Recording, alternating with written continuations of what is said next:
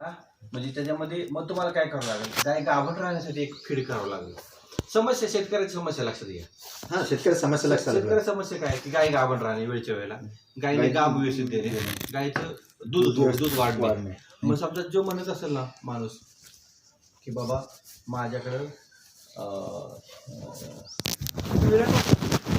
ठेवू. हा voice record ठेवा. वर तुम्ही नंतर आहे का माझं बोलणं त्याच्याकरता व्हिडिओच रेकॉर्ड करता. हां ठीक आहे. व्हिडिओ रेकॉर्ड करण्यापेक्षा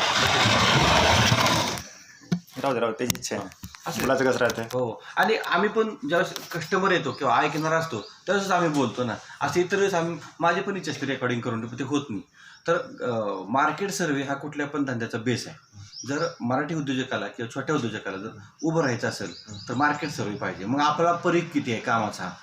आता माझ्या मस्टरींचा परीघ असेल ऑल इंडिया, कारण माझ्याकडे प्रत्येक तालुक्यामध्ये घरोघरी मशीन घेणार नाही, तसं होणार नाही. कारण हे प्लांट आहेत आणि प्लांट चालवणं खूप अवघड गोष्ट आहे.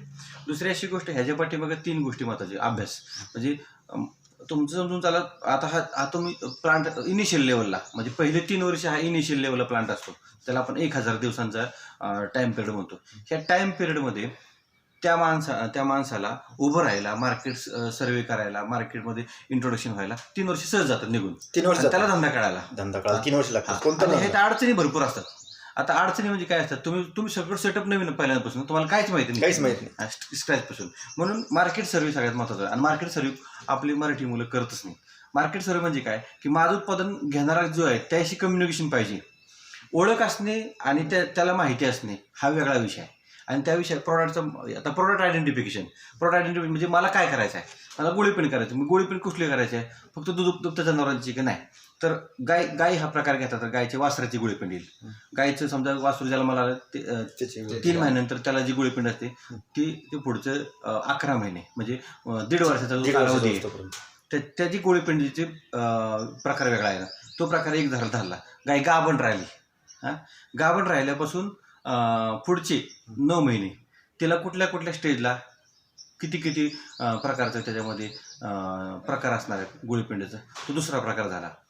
गाय गाभण राहून वेली की वेल्यानंतर दुसरा प्रकार झाला, तिसरा प्रकार झाला. म्हणजे गोळीपेंडीचं ज्यावेळेस बाल्य अवस्था, मॅच्युअर अवस्था आणि परत वेल्यानंतर सिनियर अवस्था असं धरून झाला. ह्या 3 अवस्थेमध्ये गोळीपेंड गेली. गोळीपेंड 3ऱ्या अवस्थेमध्ये ज्यावेळेस ती गाय असते त्या गायीला तरुण असते गाय, त्यावेळेस ती पहिल्या येताची असते, त्यावेळेस ती भरपूर दूध देते. पण गोळीपेंड जर चांगली नसेल तर ती खराब होत जाते. ती काय करते, त्याचं साठ आहे. आता समजा माझ्याकडे ताकद आहे तर मी 1 दिवस 2 दिवस 3 दिवस 4 दिवस ती गाय दूध देणार आणि हळूहळू ती उतरू लागणार. म्हणजे स्वतःची जी स्टोअर केलेली जी एनर्जी क्षमता आहे हां ती संपूर्ण संपून जाणार, तिची एनर्जीच भरली गेली नाही. तर हे काय कॉन्सन्ट्रेटेड फीड म्हणजे काय, आपण गायीला लागणाऱ्या पोषण मूल्यांचा एक साठा तिला रोज भरतोय, बॅटरी चार्ज करतोय, बॅटरी उतरवतोय. आता ह्या समस्या तुम्हाला जर जाणून घ्यायच्या असतील तर तुमच्या गावापासून 25 किलोमीटरचा एक नकाशा डाउनलोड करा, तुमच्या तालुक्याचा नकाशा डाउनलोड करा. मग तुम्ही गुगलवरती तुमच्या 25 किलोमीटरची एक बाउंड्री लाईन, त्या 25 किलोमीटरच्या पुढे जायचंच नाही तुम्हाला, तेवढंच आधी काम करायचं तुम्हाला 25 किलोमीटर. हां, कारण तुम्ही तेवढंच काम करू शकणार आहे. तुमच्याकडे माणसं नसणार आहेत, आता तुमच्याकडे मॅनेजमेंट नसणार आहे, परचेसचं ही नसणार आहे. आता मी कितीतरी वर्ष झालं काम करतोय, माझ्या पण अनेक चुका होत्या. म्हणजे ही इंडस्ट्री माहिती असून खूप फायदा नाही. बाकीचे बॅकएंडला इन्फ्रास्ट्रक्चर जे पाहिजे ते उभं करण्यामध्येच तुमचा वेळ जाणार आहे. म्हणजे मका सप्लायरवाला बघितलं पाहिजे, मिनरल सप्लायरवाला बघितलं पाहिजे, बायपास प्रोटीनवाला बघितलं पाहिजे, तुम्हाला DOCवाले सप्लायर बघितले पाहिजेत, त्यात ते चांगले सप्लायर तुम्हाला कळाले पाहिजेत. कळालं का? म्हणजे ह्या सगळ्या गोष्टी तुम्हाला व्हायला गरजेचं आहे. ह्या गोष्टी मशीन काहीच करणार नाही. मशीन फक्त तुम्हाला आणलेलं गोळीपेंड बनवून देणार आहे. सगळं सक्सेस तुमचा कशावर, रॉ मटेरियल सिलेक्शन, प्रोडक्टचं आयडेंटिफिकेशन म्हणजे मला काय करायचं आहे हां, आणि फॉर्म्युलेशन नंतर. म्हणजे मला जर समजा बॉल पेन बनवायचं आणि मी जर शाय पेनचे सगळे घेत बसलो, आज ती परिस्थिती आहे. म्हणजे मी मटेरियल सप्लायरकडे गेलो की समजा गोळीपेंड उत्पादकाने मशिनरी आणली, प्लांट उभा केला, पण त्याला हेच माहिती नसतं की कुठल्या वर्गासाठी म्हणजे कुठल्या वयासाठी आणि कुठल्या प्रकारच्या जनावरांसाठी मी पशुखाद्य बनवते. म्हणून त्याला प्रोडक्ट आयडेंटिफिकेशन म्हणजे माझं उत्पादनाची मलाच माहिती नाही आणि मी गोळीपेंड बनवत बसलो. म्हणजे दुसरे कोणतरी त्याचे पाहुणेरावळे बनवत असतात गोळीपेंड चायना मेड मशिनरी घेऊन. मग ते काय करत असतात की हा फॉर्म्युला वापरा म्हणतो, तसा फॉर्म्युला बनवतात आणि त्या फॉर्म्युलेप्रमाणे ते काम करायला सुरुवात करतात.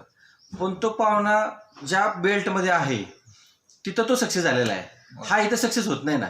मग तो काय म्हणतो की मला पाहुण्याने फसवलं नाही तर मशीनवाल्याने फसवलं किंवा अन्य कोणी फसवलं. त्याला कोणीच फसवलेलं नसतं, तो स्वतःच फसलेला असतो, कारण त्याचा अभ्यास अपूर्ण असतो.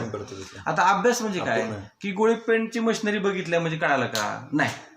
गोळी पेंटचे कारखाने बघितले म्हणजे कळालं का? नाही. अभ्यास म्हणजे काय, त्याला जे रॉ मटेरियल लागते त्याचं सिलेक्शन कसं करायचं. मी समजा मला कॉटन DOC आहे, तर कॉटन DOC मध्ये मला एखादा पदार्थ कॉटन DOCचा एखादा सॅम्पल घ्यायला पाहिजे, लॅबोरेटरीला द्यायला पाहिजे, तो लॅबोरेटरी टेस्ट रिपोर्ट आला पाहिजे. मग तो अ वर्गातला आहे, ब वर्गातला, स वर्गातला आहे, म्हणजे ABC आहे. कुठल्या वर्गीकरणामध्ये शेंगदाणा तुम्ही घ्यायला जावा, तुम्ही 5 स्टार हॉटेलमधला शेंगदाणा बघा, त्याची क्वालिटी वेगळी आहे. आणि आता आपण जे पोहे खातो साध्या टपरीवरचे, त्यातले शेंगदाणे बघा. किंवा तुम्ही एखाद्या मारवाड्याच्या दुकानात गेला तर तो ग्रोसरी विकत असेल, म्हणजे किराणा मालाचा, तर त्याच्याकडे पण 3-4 प्रकारचे शेंगदाणे असतात. पण तो आपल्याला A ग्रेडनी देतो आणि C ग्रेडचा माल. पण हॉटेलवाल्याला हे सगळं माहिती असतं. हॉटेलवाला ग्रेडिंग करूनच घेतो, जे 5 स्टार हॉटेल म्हणतो त्याला 5 स्टार आहे ना. फूड इन्ग्रेडियंट्स सिलेक्टेड असतात, म्हणजे तुम्ही डाळी म्हणा, तांदूळ म्हणा, ते सगळं ते सिलेक्शन केलेलं आहे आणि नंतरच त्याने वापरलेलं आहे. गहू म्हणा, त्याने सगळं ते सिलेक्शन केलं आहे. आटा म्हणा, त्याने सिलेक्शन केलं आहे म्हणून तो वापरतोय, म्हणून त्याला तो 5 स्टारचा दर्जा आहे. हा सगळा त्या सर्टिफिकेशनचा भाग आहे. आता तुम्ही जर कुठल्या पण पशुखाद्याच्या फॅक्टरीचं सर्टिफिकेशन करायला गेला तर महत्त्वाचं म्हणजे ते रॉ मटेरियलचं ॲनालिसिसच करत नाहीत. आणि आता आम्ही सांगतो ना तर ते ऐकत नाहीत, कारण त्यांना फक्त पैसे मेकिंग करायचं आहे. म्हणजे मला किती प्रॉफिट होईल असंच पहिल्यांदा प्रश्न आहे कोणाचा मशीन उत्पादकाचा, म्हणजे त्या गोळीपेंड उत्पादकाचा. मग आता ह्याच्यामध्ये करणार काय?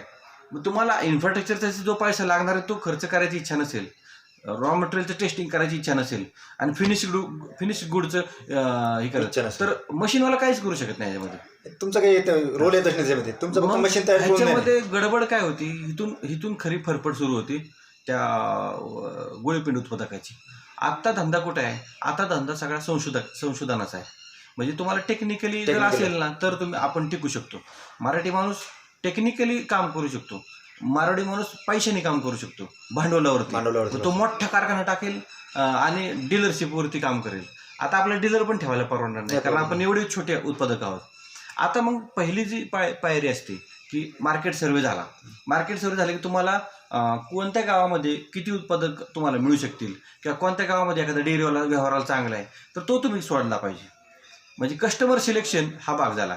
पहिल्यांदा आपण काय केलं की आपल्याला किती कॅपॅसिटीचा प्लांट लावायचा आहे त्याची जर चाचणी करायची असेल तर आपल्याला मार्केट सर्व्हे करणं गरजेचं आहे. मार्केट सर्व्हे जर केला तर तुम्हाला हा प्रश्न उरणार नाही की मी 1 टनाचा प्लांट टाकू का 10 टना टाकू. मग तुमची आर्थिक परिस्थिती हा नंतरचा भाग आहे. पण मार्केटमध्ये जर मला एक पोकळी आहे आणि त्या पोकळीमध्ये मला कुठेतरी 2000-3000 बॅगा खपल्या जाणार आहेत असं जर मला विश्वास वाटत असेल तर मी त्याप्रमाणे प्लांट सिलेक्शन केलं पाहिजे ना.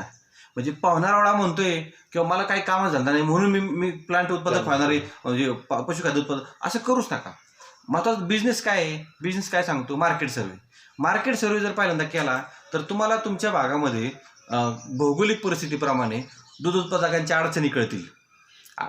तुम्ही जर त्या मार्केट 25 किलोमीटरच्या परिघामध्ये फिरला तर तुम्हाला तुमचाच भाग नव्याने कळेल. म्हणजे समर्थ रामदास स्वामी जसे 24 वर्षे फिरत होते, 12 वर्षे ते फिरले, परत 24 वर्षे फिरले, ते म्हणजे 2 तप फिरले, पूर्ण भारत देश फिरले. भारत देश उघड्या डोळ्याने बघणारा एवढा मोठा माणूस आपल्याकडे होऊन गेला. फक्त बघणे, बाकी काहीच नाही, फक्त पाहणे आणि विचार करणे. मग ते माणूस ऑटोमॅटिकली अनालिसिसला येतो ना. आज तुम्ही तुमच्या 25 किलोमीटरच्या गावामध्ये फिरा, तुम्हाला लगेच लक्षात येईल की आपण केवढा मोठा धंदा उभा करू शकतो, 100 कोटीचा धंदा उभा करू शकतो. हा धंदा असा आहे की सोन्याच्या दुकानाच्या बाहेर उभं राहिल्यानंतर किती किलो सोनं गेलं हे कुणी सांगू शकत नाही, दुकानदाराशिवाय, तिथं काम करायशिवाय. तसं तुमचा दूध उत्पादक धंदा आहे. दूध सुद्धा किती लिटर गेलं, किती लिटर कलेक्शन झालं हे सुद्धा सांगता येत नाही. म्हणजे डेअरीवाल्यांचे अंदाजे आकडे असतात, गव्हर्नमेंटला पण माहित नाही की एवढं लिटर दूध आहे. आता मग ह्याच्या अडचणी आता होत आहे कसं आहे की समजा माझी गाई 25 लिटरची आहे पण मला ती 20 लिटर द्यायला लागली आहे. मग हा राष्ट्रीय तुटवडा आहे ना. जर तुम्ही विचार केला, जर कामाचे 24 तास सगळ्याला अलॉट केलेत भगवंतांनी. आता सूर्योगला आपण इथं 7 वाजता बसले, आतापासून आपण संध्याकाळी 12 वाजेपर्यंत काम केलं, 12 वाजेपर्यंत सगळेच काम करू राहिले, झोपले 12ला. परंतु त्या संपूर्ण सायकल टाईममध्ये जर माझ्या गाईने 25 लिटरच्या ऐवजी 20 लिटर दिलं तर 5 लिटर हा राष्ट्रीय संपत्तीतला लॉस आहे. मग हा जर त्या भरून काढायचा असेल तर तुम्ही जर चांगलं एक पर्याय दिला तर तो तुमच्याकडेच आकर्षित होणार आहे. तुम्ही त्याला समजून सांगा ना, चांगली क्वालिटी की समजा तू XYZ कंपनीचं घातलं खायला तर तुझे 5 लिटर लॉस होतात. असे दिवसाचे 365 मध्ये तुला 100 दिवस गाय दूध देते. 100 दिवसातले तुझी गाय ऍक्च्युली किती दिवस देते? 70 ते 80 देते. कारण आपल्याकडे जे गोपालनचं व्यवस्थापन आहे ते क्लास 3 ग्रेडच आहे. कारण आपल्याकडे चांगले डॉक्टर अवेलेबल नसतील, चांगले मिनरल मिक्सचर अवेलेबल नसतील, चांगलं पशुखाद्य अवेलेबल नसेल, चांगलं ब्रीड अवेलेबल नसेल. म्हणून 100 दिवसांचा जो पिरियड आहे हा पीक पिरियड आहे पहिला गाय व्याल्यानंतर. आणि त्याच्यानंतरचा 100 दिवसाचा पिरियड हा स्लो डाऊन होतो. म्हणजे गाय व्याली की पहिले 3 महिने फुल प्लेजने दूध देते, 3.5 महिने. मग तिसऱ्या महिन्यात गाब केली की ते हळूहळू कमी जाते. हे जर तुमच्या लक्षात आलं की गायच्या जीवनमानाप्रमाणे आपल्याला पशुखाद्य बनवायचे, आपल्याला पाहिजे म्हणून नाही किंवा मला हिंदुस्थान कंपनीला कॉम्पिटिशन करायचे, गोदरेज कंपनीला कॉम्पिटिशन करायचे, ह्याचा काय संबंध नाही. आपल्याला आपला दर्जा, आपण शेतकरी आहे का नाही? गोदरेज शेतकरी आहे का नाही? त्याच्याकडे व्हेटरनरियन्स आहेत. हिंदुस्थानकडे काय आहे? Veterinary science. ह्याच्यापेक्षा काय त्यांच्याकडे का? ते पण अशी इन्फॉर्मेशनवरती काम करतात. आपल्याला छोट्या उत्पादकाला पण त्या लेवलला काम करायचं. मार्केट सर्व्हे झाला, मग प्रोडक्ट आयडेंटिफिकेशन तुमचं होणार आहे. मार्केट सर्व्हेमध्ये तुमच्या लक्षात येईल की जसं की गाय प्रीमॅच्युअर बेबी म्हणजे गाय लहान गाई, त्यासाठी लागणारं काफचं जे फीड आहे ते काढावं लागेल. त्याच्यानंतर थोडं वासरू मोठं झालं त्याच्यानंतरचं फीड यायला पाहिजे. ती गाय गाभण होईपर्यंत किंवा माझं येईपर्यंत. म्हणजे माझं येण्यासाठी पण काही मायक्रोन्यूट्रियंट्स लागतात, ते ॲनिमल न्यूट्रिशनवाल्याकडून घेऊन ते त्यात टाकले गेले पाहिजेत. नंतर गाय गाभण झाली, गाभणपासून वेला येईपर्यंत तो जो 9 महिन्याचा पिरियड आहे तो पण फार महत्त्वाचा पिरियड आहे. त्यात काही बॉडीने भरते पण, त्याची ताकद पण वाढली पाहिजे, कास पण भरते. ही पहिल्या रुगायचे चालले बरं का आपले, हे पहिल्या रुगायचे. हां, आता तुम्हाला मार्केटिंगमध्ये हेच सांगायचं, दुसरं काही सांगायचं नाही. दुसऱ्यावर टीका करून फायदाच नाही. आपल्याला आपलं प्रॉडक्ट चांगलं बनवलं पाहिजे. लोक तुमचं ऑडिट करताना ह्याच बघणार आहे पॉईंट, बाकी हे पॉईंट बघणार नाही. म्हणजे व्यवसाय म्हणजे मला तर असं वाटतं की आपण आपले प्लस पॉईंट सांगितले पाहिजे. निगेटिव्ह पॉईंट तर लोक सांगतीलच तुम्हाला की तुम्हाला शिवाय देऊन की हे करा ते करू नका. ते आपल्याला ते सांगतात, आम्हाला पण सांगतात की तुमची असेल तशी मशीन आहे. तर तो विषय आपला निघतोच की फक्त आपल्याला आपले पॉझिटिव्ह पॉईंट वाढवले पाहिजे. मार्केटपेक्षा ऑप्शन एक दिला पाहिजे. दुसरा विषय तो झाला की तुम्ही गाय व्याल्यानंतर तुम्हाला वेगळ्या पद्धतीचं फीड तयार केलं पाहिजे. म्हणजे किती प्रकार झाले? इथंच 4 प्रकार झाले. इथं 4 प्रकार झाले. मग गाय फुल प्लेजने दूध असताना 100 दिवसाचं पहिलं पीक पॉईंट, पीक पिरियड म्हणतो आपण, दुधाचा पूर्ण चांगला हंगाम म्हणतो आपण, तो 100 दिवसाचा पिरियड. आणि ते जर तुम्ही चांगल्या दर्जाचं पशुखाद्य निर्माण करू शकला आणि ते जर चांगलं तर ते पुढचे 100 दिवस पण जे आहेत ना ते पण चांगले जातात तिथे. म्हणजे 6 महिने त्याला पूर्ण चांगलं दूध निघतं. म्हणजे 25 लिटरची गाय 20 लिटरपर्यंतच थांबते. आता काय होते, 25 लिटरची गाय 25 लिटर फक्त महिनाभरच दूध देते, नंतर ती दुसऱ्या-तिसऱ्या महिन्यातच कमी येते. ह्याच्यावरती कुणी बोलतच नाही. ह्याच्यावरती बोललं तर आता जे पशुखाद्य अवेलेबल आहे त्याच्यावरती 100% प्रश्नचिन्ह निर्माण होणार आहे. दूध कुणी काढलंय का? काढलंच नाही. मी काढले ना दूध, माझं 170 लिटर दूध होतं. मला माहिती ते प्रॉब्लेम काय आहे. गायचं दूधच निघत नाही. गाय दूध धंदा का परवडत नाही त्याचं कारण आहे, जसं पोल्ट्री धंद्यामध्ये प्रोफेशनलिझम आला की आज मी कोंबडी तयार केली आणि आज मी विकली तर त्याला किती किलो आणि किती खर्च आला आणि किती मेडिसिन लागलं, किती खाली विष्ठा तयार झाली, किती पाणी पिलं, हे सगळं अकाउंटिंग आहे. म्हणजे समजा 110 ग्रॅम तर तिथे 10 ग्रॅम आपण वेस्ट झालं तर 100 ग्रॅम ती खाती कोंबडी. ह्याच्यामध्ये कुठं ग्रॅमवरती आपण आलोच नाही. ग्रॅमवरती ज्यावेळेस येऊ त्याच्यावरती आज काम होईल ना. आज जर तुम्ही बघा की समजा मी 6 किलो पशुखाद्य काढलं तर किती दूध निघालं, ह्याचे पर ॲनिमल ॲव्हरेजच नाही आहे. म्हणजे हा म्हणतोय म्हणून घाला, तो म्हणतोय म्हणून घाला, ही कंपनी म्हणून घाला, असंच चाललंय आतासुद्धा.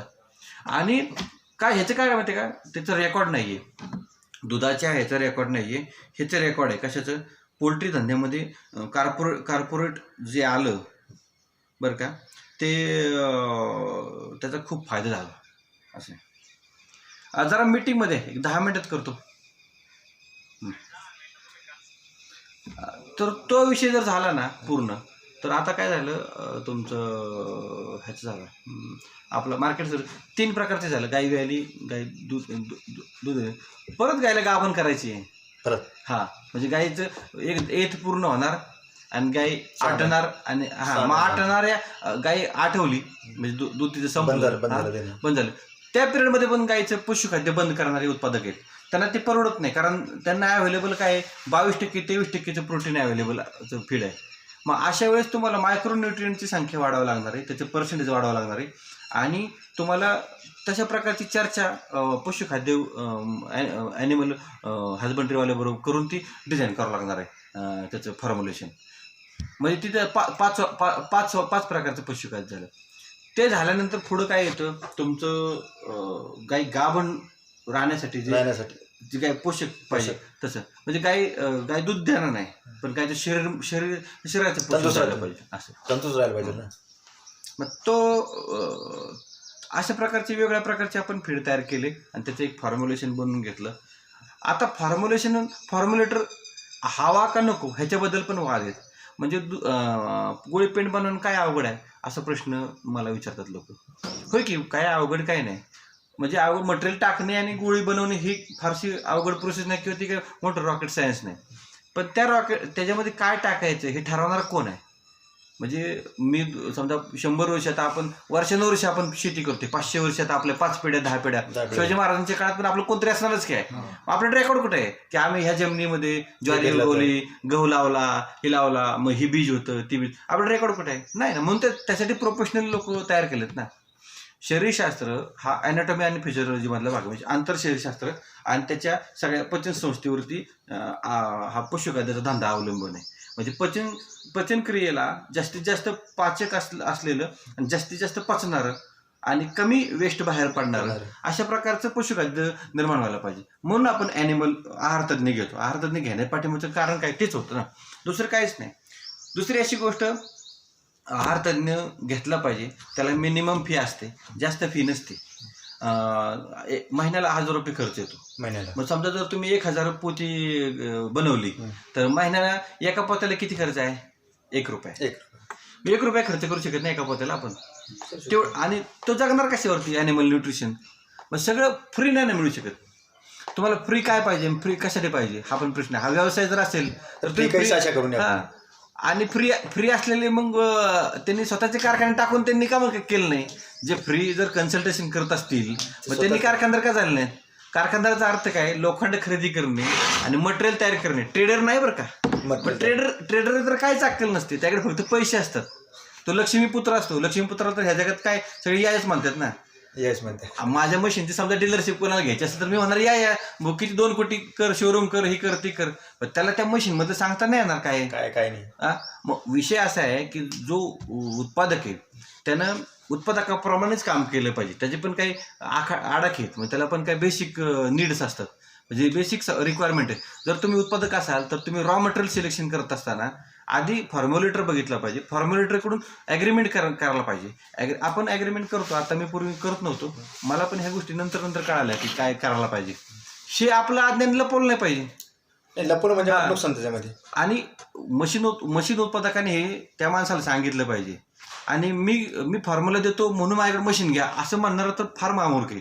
म्हणजे माझा व्यवसाय काय आहे लोखंडाचं मशिनरी तयार करणं. आणि मी काय सांगतोय की मी ॲनिमल हजबंड्रीतले व्हेटरनरीचे माझ्याकडे फॉर्म्युले मग तू का टाकला नाही. तू एखादा 50 लाख रुपयाचा ही टाक ना कारखाना टाक त्यात फीड बनव आणि तू पण विक ना. का तू का विकत नाही तू मशीन का विकतो.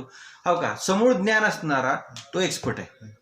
त्याच्यात डिग्री झालेली आहे. त्यासाठी 5 वर्षाचा व्हेटरनरीचा कोर्स झालेला आहे. व्हेटरनरीचा कोर्स झाला तरी त्याच्या पुढे एक पोस्ट ग्रॅज्युएशनचा कोर्स आहे 2 वर्षाचा 3 वर्षाचा.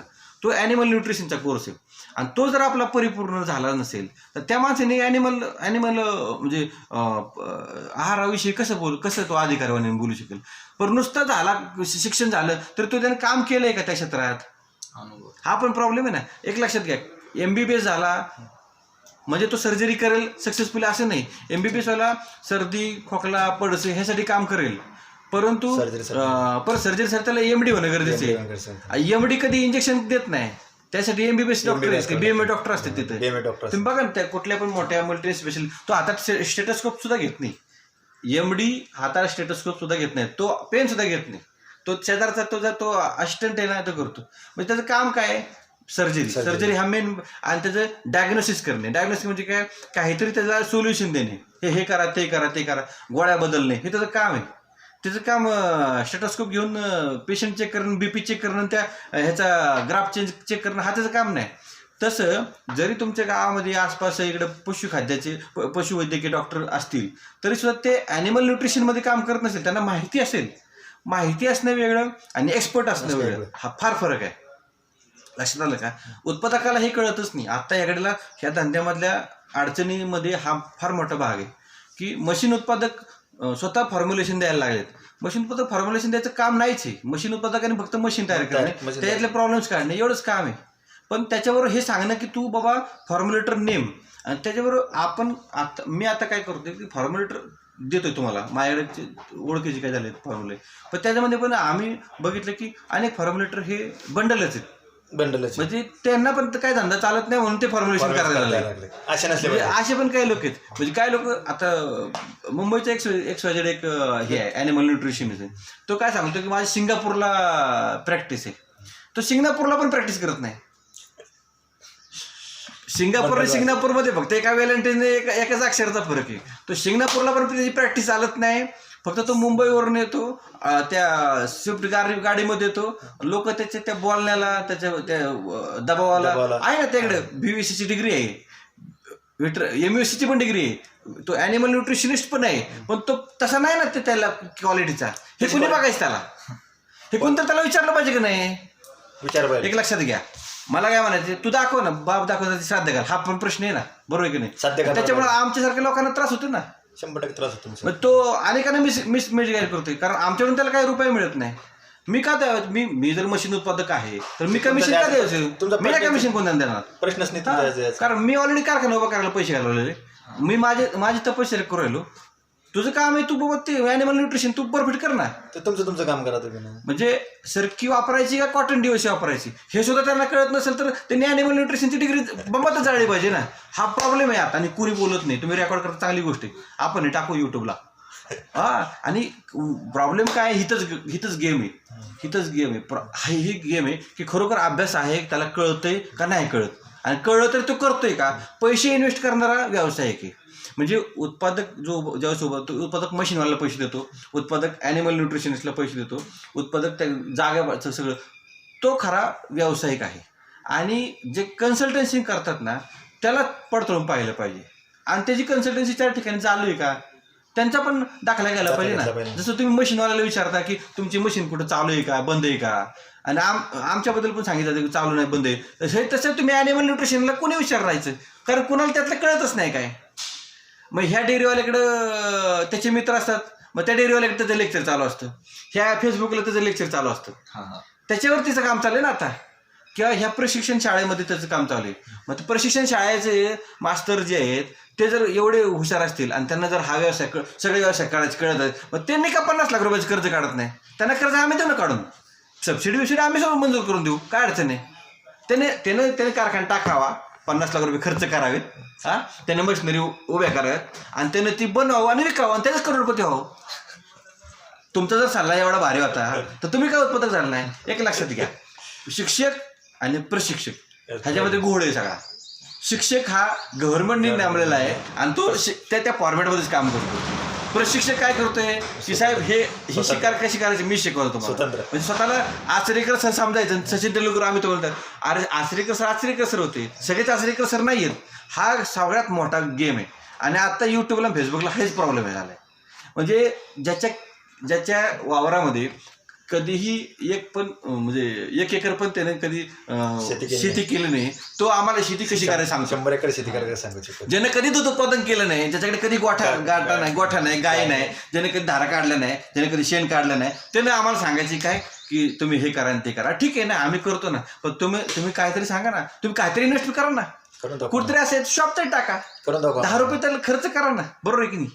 मला काय म्हणतो, हे आत्ता गडबड आहे. पशुखाद्याच्या यंत्राविषयीचे ज्ञान नसणे. आता हे कुणी तापसायचं कोणाला? पैशावरती सगळा खेळ चालू आहे.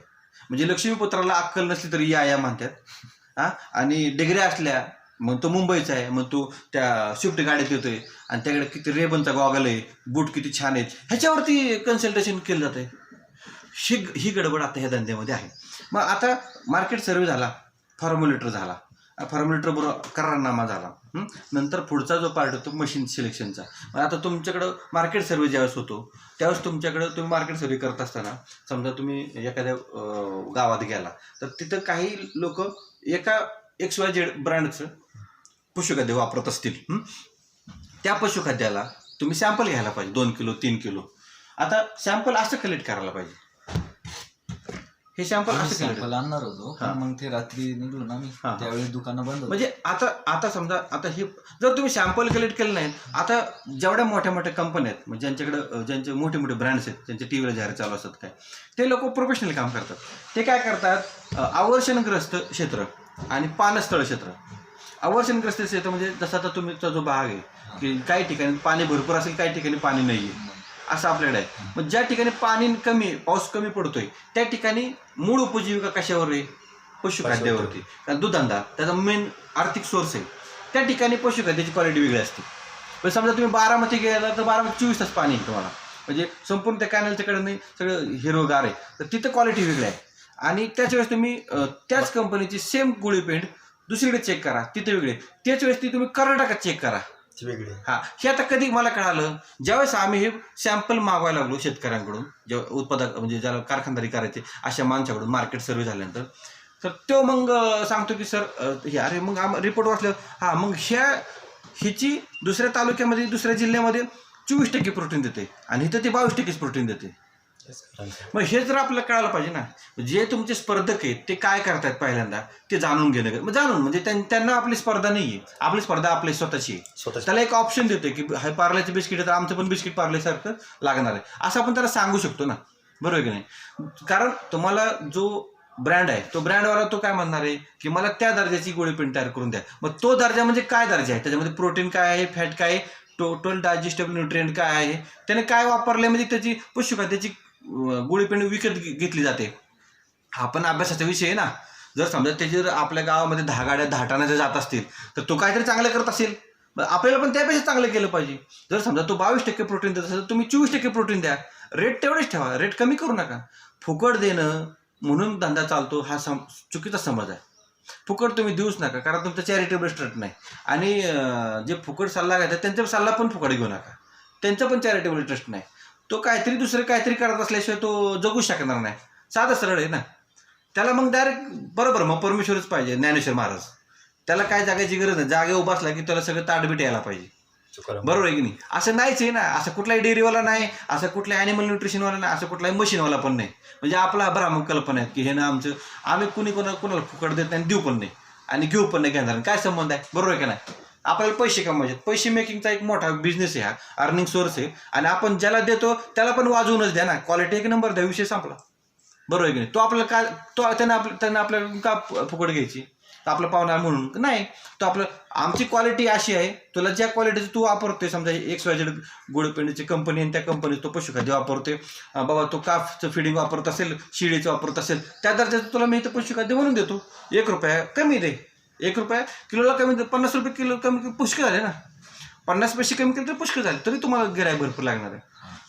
म्हणजे दर्जा ठरला, प्रकार ठरले, कस्टमर ठरला. आता राहिला प्लांट सिलेक्शन आणि तुमच्या मशिनरीज.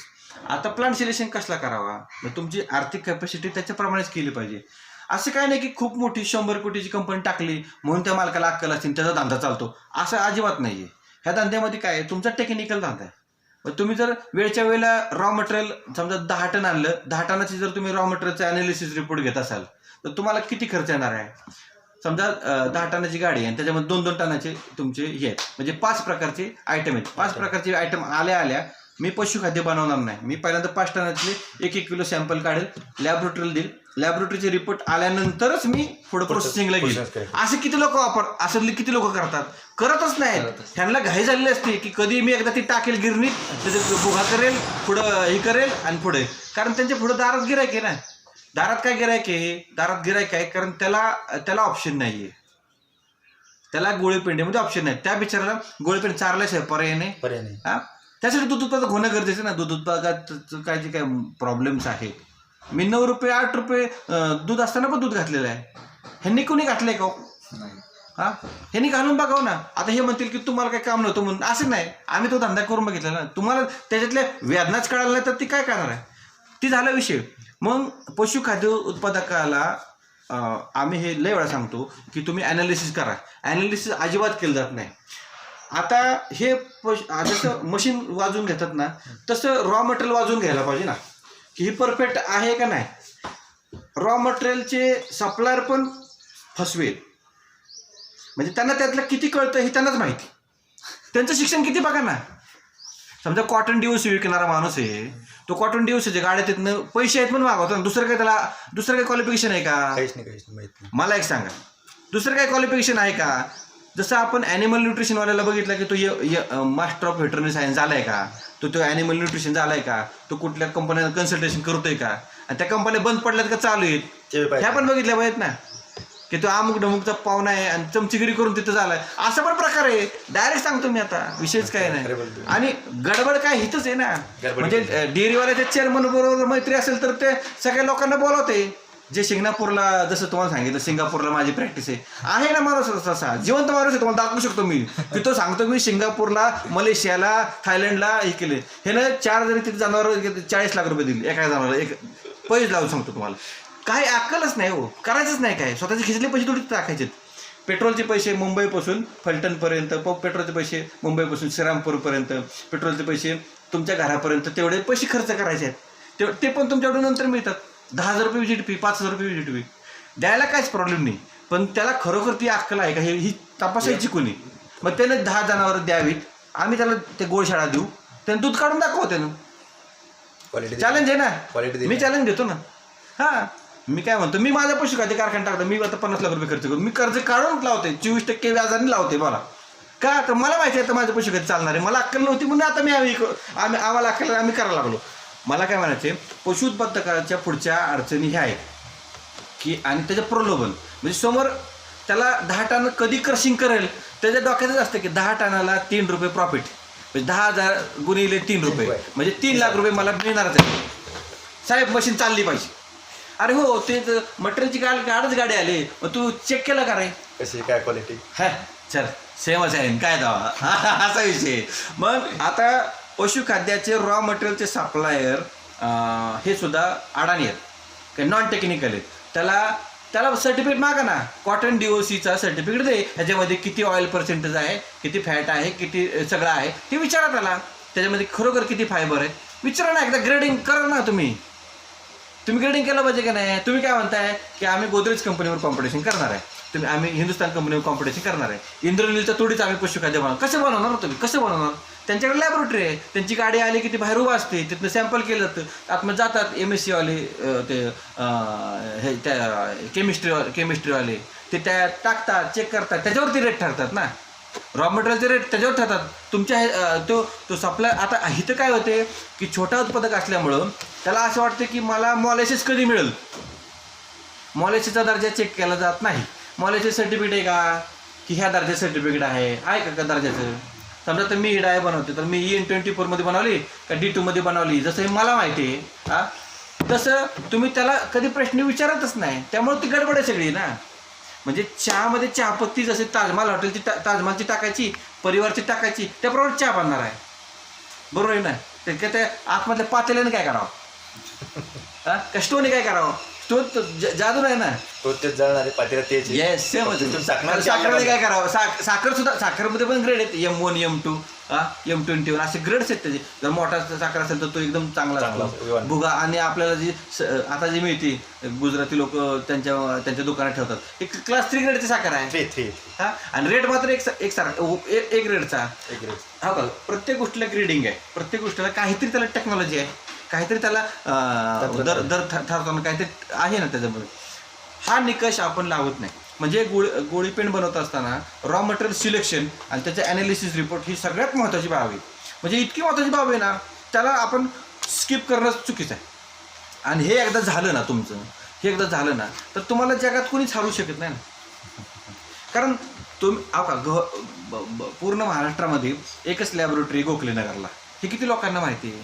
ॲनालिसिस आता जेवढे कारखानदार आहेत त्यांना त्यांनी किती लोकांनी टेस्ट केलेलं आहे? कोणी टेस्ट केलं नाही हो. चालू आहे कोणी टेस्ट केलेलं नाही, चालू आहे. म्हणून आता हे FDA मध्ये चाललंय, हे FDA मध्ये जाणार आहे. मग तुम्हाला चेक करण्यासाठी लोक येणार ना गव्हर्नमेंटची.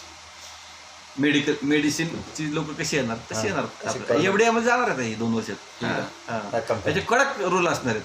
तुम्हाला पैसे तयार करताना हे सगळ्या गोष्टी कराव्याच लागणार आहेत. वर्ष 2 वर्ष ते जाणारच. बरं, ते पण जाऊ दे. आता ते झालं. रॉ मटेरियलचं सिलेक्शन करत असताना तो सप्लायर काय क्वालिटीचा आहे, तो कुठून मागवते हे पण त्याला विचारणं गरजेचं आहे ना. ठीक आहे, तो स्वस्त देतोय म्हणून ते मटेरियल घ्यायचं का? नाही ना, नाहीच घेत. किती लोक चेकच करत आहेत, तुम्हाला मी सांगतो, चेकच करत नाहीत. म्हणजे आता भूचित्र कसे उगवतात तशा प्रकारे हे सप्लायर उगवलेले आहेत. त्यांच्याकडे पैसे आहेत, 20 टनाची गाडी मागवायची. आपण छोटे उत्पादक जे आहेत पशुखाद्याचे ते खरेदी करतात, कारण ह्यांना 2 टन मटेरियल आणायची कॅपॅसिटी नाही. 4 टन 5 टन 10 टन मिळेल.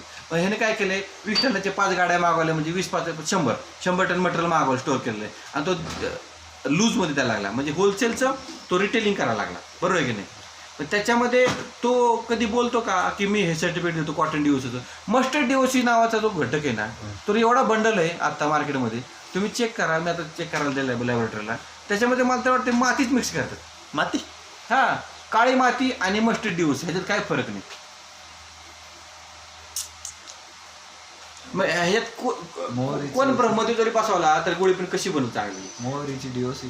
हां, मोहरीची DOC, मस्टर्ड DOC. म्हणजे सगळ्या प्रकारचे DOC चेक केला पाहिजे. राईस पॉलिश चेक केलं पाहिजे, तांदळाचं ते DORB चेक केलं पाहिजे. हे सगळ्या गोष्टी चेक केल्या पाहिजेत ना. आणि हे चेक करून त्याचे रिपोर्ट आपल्या ॲनिमल न्यूट्रिशनला किंवा आहार तज्ञाला दाखवले पाहिजे. हा एक संपूर्ण सायकल आहे, कम्युनिकेशन सायकल. म्हणजे कम्युनिकेशन सुरू होतं कुठून? मशीनपासून. मशीनच्या आधी तुमचं रॉ मटेरियल सिलेक्शन करताना त्याचं चेक रिपोर्ट, म्हणजे तुम्हाला आहार तज्ञाला तुमच्याकडे काय आहे ते तुम्हाला दिलं पाहिजे ना. समजा आम्ही पाण्याचं दूध वापरतो तर तो काय सांगेल, दूध तापवून घ्या, त्यातलं जरा साय आणा, साय त्यात मिक्सिंग करा. तर साय तुम्ही 1 कप टाकली आणि तिथे 4 कप पाण्याचं दूध टाकलं, कसं काय मिळेल? होणारच नाही ना. सगळं पातळच दूध आहे. मग आधी दूध तापवलंय, तापून त्यातलं पाण्याचा अंश कमी करणे आणि साय टाकणे म्हणजे दूध चहा चांगली बनेल, असाच प्रॉब्लेम आहे ना. दुसरा विषय असा आहे की जर त्याला आहार तज्ञाला हे करायचं आहे, कुठला पण घटक बनवायचा आहे, कुठला पण फॉर्म्युला बनवायचा आहे, तर त्याला आधी रॉ मटेरियलचे टेस्ट रिपोर्ट पाहिजेत. रॉ मटेरियलचे टेस्ट रिपोर्ट लोक देतच नाहीत, कारण रॉ मटेरियल टेस्टिंग करा असं कोणी सांगतच नाही. आडातच नाही तर पोहरात येणार कुठून? मग असे हे 4 आठवड्यावाले ॲनिमल न्यूट्रिशनिस्ट आहेत, ते काय सांगणार आहेत, आम्ही सिंगापूर कोण जाणार त्यांच्यावर सिंगापूरला? न्या ना एकदा आम्हाला सिंगापूरला, आम्ही काढतो तिकीट. मला काय म्हणायचं, आम्हाला बघत तिथं काय शेतकरी करतो जादू, आणि तुला का बोलवत इतकं लांब? मग तिथं कोणी दाखल नाही का? असं नाही हो, ही गडबड आहे सगळी मोठी. आणि एकदा इन्सिडन कपड्यानं रेबनचा गॉगल टाकला की विषय संपला. बिचारे कोण त्याला विचारणार आहे ना. तर आता आपण विचारलं पाहिजे, त्याचा जोडाच काढला पाहिजे ना. बरोबर आहे ना, कधीतरी जोडा काढला पाहिजे ना. मग आपण हा अन्याय आहे ना सतत सहन. मी स्वतः दूध उत्पादक होतो ना, त्यावेळेस पण गुळीपेंडीतनं दूध निघतच नव्हतं, आणि तो आमचा डेअरीवाला ओलिकच अशी गुळीपेंड आणून विकत होता. हां, 6 MM ती कांडी असायची. ही कधी 2000 सालची गोष्ट आहे, 20 वर्षापूर्वी. म्हणजे ओलिकच म्हणजे मटेरियल संपलंय, कारखान्यामध्ये गाडी लावलेली असते. म्हणजे डेअरीवाल्यांकडं येणारा माल सुद्धा प्रतवारीचा असतील का नाही सांगता येत नाही. त्या डेअरीवाला विचारायचे कोणी? आणि कोण शहीद होणार आहे? बरोबर की नाही? कारण दूध उत्पादकाकडे पैसे नसतात, त्याला दूध घालणं गरजेचं आहे. त्याच्या 20 लिटरसाठी त्याला डेअरी टाकू शकत नाही, त्याकडे तेवढे पैसे नाहीत. म्हणजे पैसे नसल्यामुळं एका वेगळ्या प्रकारचं आर्थिक एक्सप्लॉयटेशन चालू आहे, आणि खूप मोठ्या प्रमाणात चालू आहे. दर्जा तपासायचा प्रत्येकाने तपासला पाहिजे, स्वतः दर्जा. कुणी तुम्हाला सहकार्य करणार नाही. म्हणून आपल्याला खूप मोठी संधी आहे. हा सगळा भोंगळ कारभाराचा फायदा आहे ना. त्यांनी असंच करावं म्हणजे आपल्याला संधी मिळणार आहे, हा पण प्रकार आहे. मग आता गडबड काय आहे की raw material supplier selection, raw material selection, त्याचे लॅबोरेटरी ॲनालिसिस रिपोर्ट घेऊन ॲनिमल न्यूट्रिशनच्या समोर बसलो. की मग तो आपल्याला एक दर्जेदार पशुखाद्याचा फॉर्म्युला देऊ शकेल असं आहे. आणि तो जर व्यवस्थित झाला तर आपली गोळीपेंड चांगली बनणार आहे असं आहे. आणि नंतर प्रोसेस सगळी मटेरियलची प्रोसेस नंतर येते असा विषय. आता समजा तुम्ही मका भरडा करत असाल तर मका भरडा जर तुमच्या मक्यामध्ये मॉइश्चर किती चेक केलं पाहिजे. तुमचा ग्राइंडर काय क्वालिटीचा आहे. आता ग्राइंडर बनवणारे तर एवढे आहेत ना, खूप ग्राइंडर. तो असा डेरेदार ग्राइंडर असं गिरणीसारखा बनवला की तो सांगतो की मी ग्राइंडरचं उत्पादक आहे. आता त्याचं डिझाईन कुठून तरी त्याला विचारलं पाहिजे ना, हे बेसिक डिझाईन कुठनं केलं तू आम्हाला सांग ना. मी सांगतो माझ्या पॅलेट मिलचं डिझाईन कुठनं केलं, त्याला काहीतरी आधार आहे का. त्याचं इंटरेस्टेड आहे, त्याचा RPM 200 काय आहे का 200 RPM. त्याला त्यानं सांगावं त्यानं किती RPM 1440 RPM टाकेल. म्हणजे 35 आणि 36 हजाराला किंवा 28 हजाराला ग्राइंडर मिळतो म्हणून तो वापरणं बरोबर आहे का. हा भानगड आहे. ही कुणी कोणाला विचारतच नाही कोणी, कारण ह्याचं एक ओपन व्यासपीठ नाही ना. ह्याचं व्यासपीठ पाहिजे ना. ह्याचं व्यासपीठ काय आहे की माउट टू माउट. म्हणजे मी 28 हजाराचा ग्राइंडर मागवला आहे अमुक कंपनीनं राजकोटवरनं, ह्यांचं 17 हजार ग्राइंडर कसं काय. हा गडबड आहे. दुसरी अशी गोष्ट की जेवढं फाईन पावडर म्हणजे तुमचे 2 mm तर मिनिमम फाईन असली पाहिजे पावडर. ते पार्टिकल किती साईजमध्ये असले पाहिजे हे त्या ॲनिमल न्यूट्रिशनलाच विचारलं पाहिजे. म्हणजे आम्ही म्हणतो 3 mm वापरा म्हणजे 3 mm 1 टनाला चालेल आणि 2 mm 500 किलो चालेल तो ग्राइंडर. तर असं नाही चालणार. तुम्हाला त्या पशुखाद्यामध्ये पार्टिकल साईज किती पाहिजे चांगली लहान. तर पार्टिकल साईज लहान काय लागते तर पार्टिकल साईज लहान असेल तर ती मिक्सिंग चांगली होते तर ती पुढं पॅलेटिंग चांगली होणार आहे. परत ही प्रोसेसमधला म्हणजे फॉल्ट्स असू शकतात. म्हणजे ग्राइंडिंग, मिक्सिंग आणि पॅलेटिंग असे 3 सब्जेक्ट्स आहेत त्याच्यामध्ये. आता तुमचं मार्केट सर्व झालं की तुमच्या पुढं चित्र उभं राहतं की मला दिवसाला बाबा 1 टन पशुखाद्याचा कारखाना टाकायचा आहे, 2 टनाचा टाकायचं, 1.5 टनाचा. ठीक आहे ना. आर्थिक परिस्थितीप्रमाणे आपल्याला असलेल्या बीज भांडवलाप्रमाणे आपण छोटा जरी कारखाना टाकला पण हे सगळे नियम जर पाळले आणि ह्या सगळ्या फसव्या भानगडीतनं आपल्याला वाचायचं असेल तर आपल्याला आपले स्वतःचे पैसे खर्च करावे लागतील. विचार करा 10 टनामध्ये त्याचा खर्च किती होतो. समजा आता 10 टनाची गाडी आहे, 2 टनाची म्हणजे 5 प्रकारचे त्याने मटेरियल आणलेले किंवा 20 टन आणलेले. 20 टनामध्ये 2 प्रकारचे 20 पदार्थ त्याने आणलेले. 20 पदार्थ म्हणजे आता साधारणतः गुळीपेंट बनवायला 11 ते 12 पदार्थ लागतील माझ्या अंदाजे किंवा 15 पदार्थ लागतील. मी आपण धरू 20 गुणिले 550 रुपये करा बरं. म्हणजे 550 गुणिले 20 एवढाच खर्च आहे. तेवढा जर तुम्ही खर्च केला तर तुमची खूप मोठी फसवणूक टळते. एवढी मोठी फसवणूक टळते म्हणजे तुम्हाला त्याच्यामध्ये परत चिंता राहणार नाही की काय झालं आहे म्हणून. 11,000. हां 11,000 रुपये खर्च आला 20 टनाला. आता 20 टनामध्ये 1 टन लॉस झाला, प्रोसेस लॉस झाला. 19 टन गुणिले 2.5 रुपये धरा किंवा 3 रुपये धरा करा बरं. 19 गुणिले 3 रुपये 19,000 गुणिले 3 रुपये 57. हां 5,70,000. 19,000 गुणिले 3 रुपये करा. 5,70,000. हां 5,70,000 तुमचा प्रॉफिट होणार आहे. त्यातले तुम्ही 20,000 तुम्ही घालू शकत नाही का. घालू शकतो. घालवत नाही कोणी. प्रॉब्लेम हा आहे. आता मला सांगा हे घालवत नाही म्हणजे रोज तुमचं समजा 2 टन मटेरियल गेलं तर 2 टन गुणिले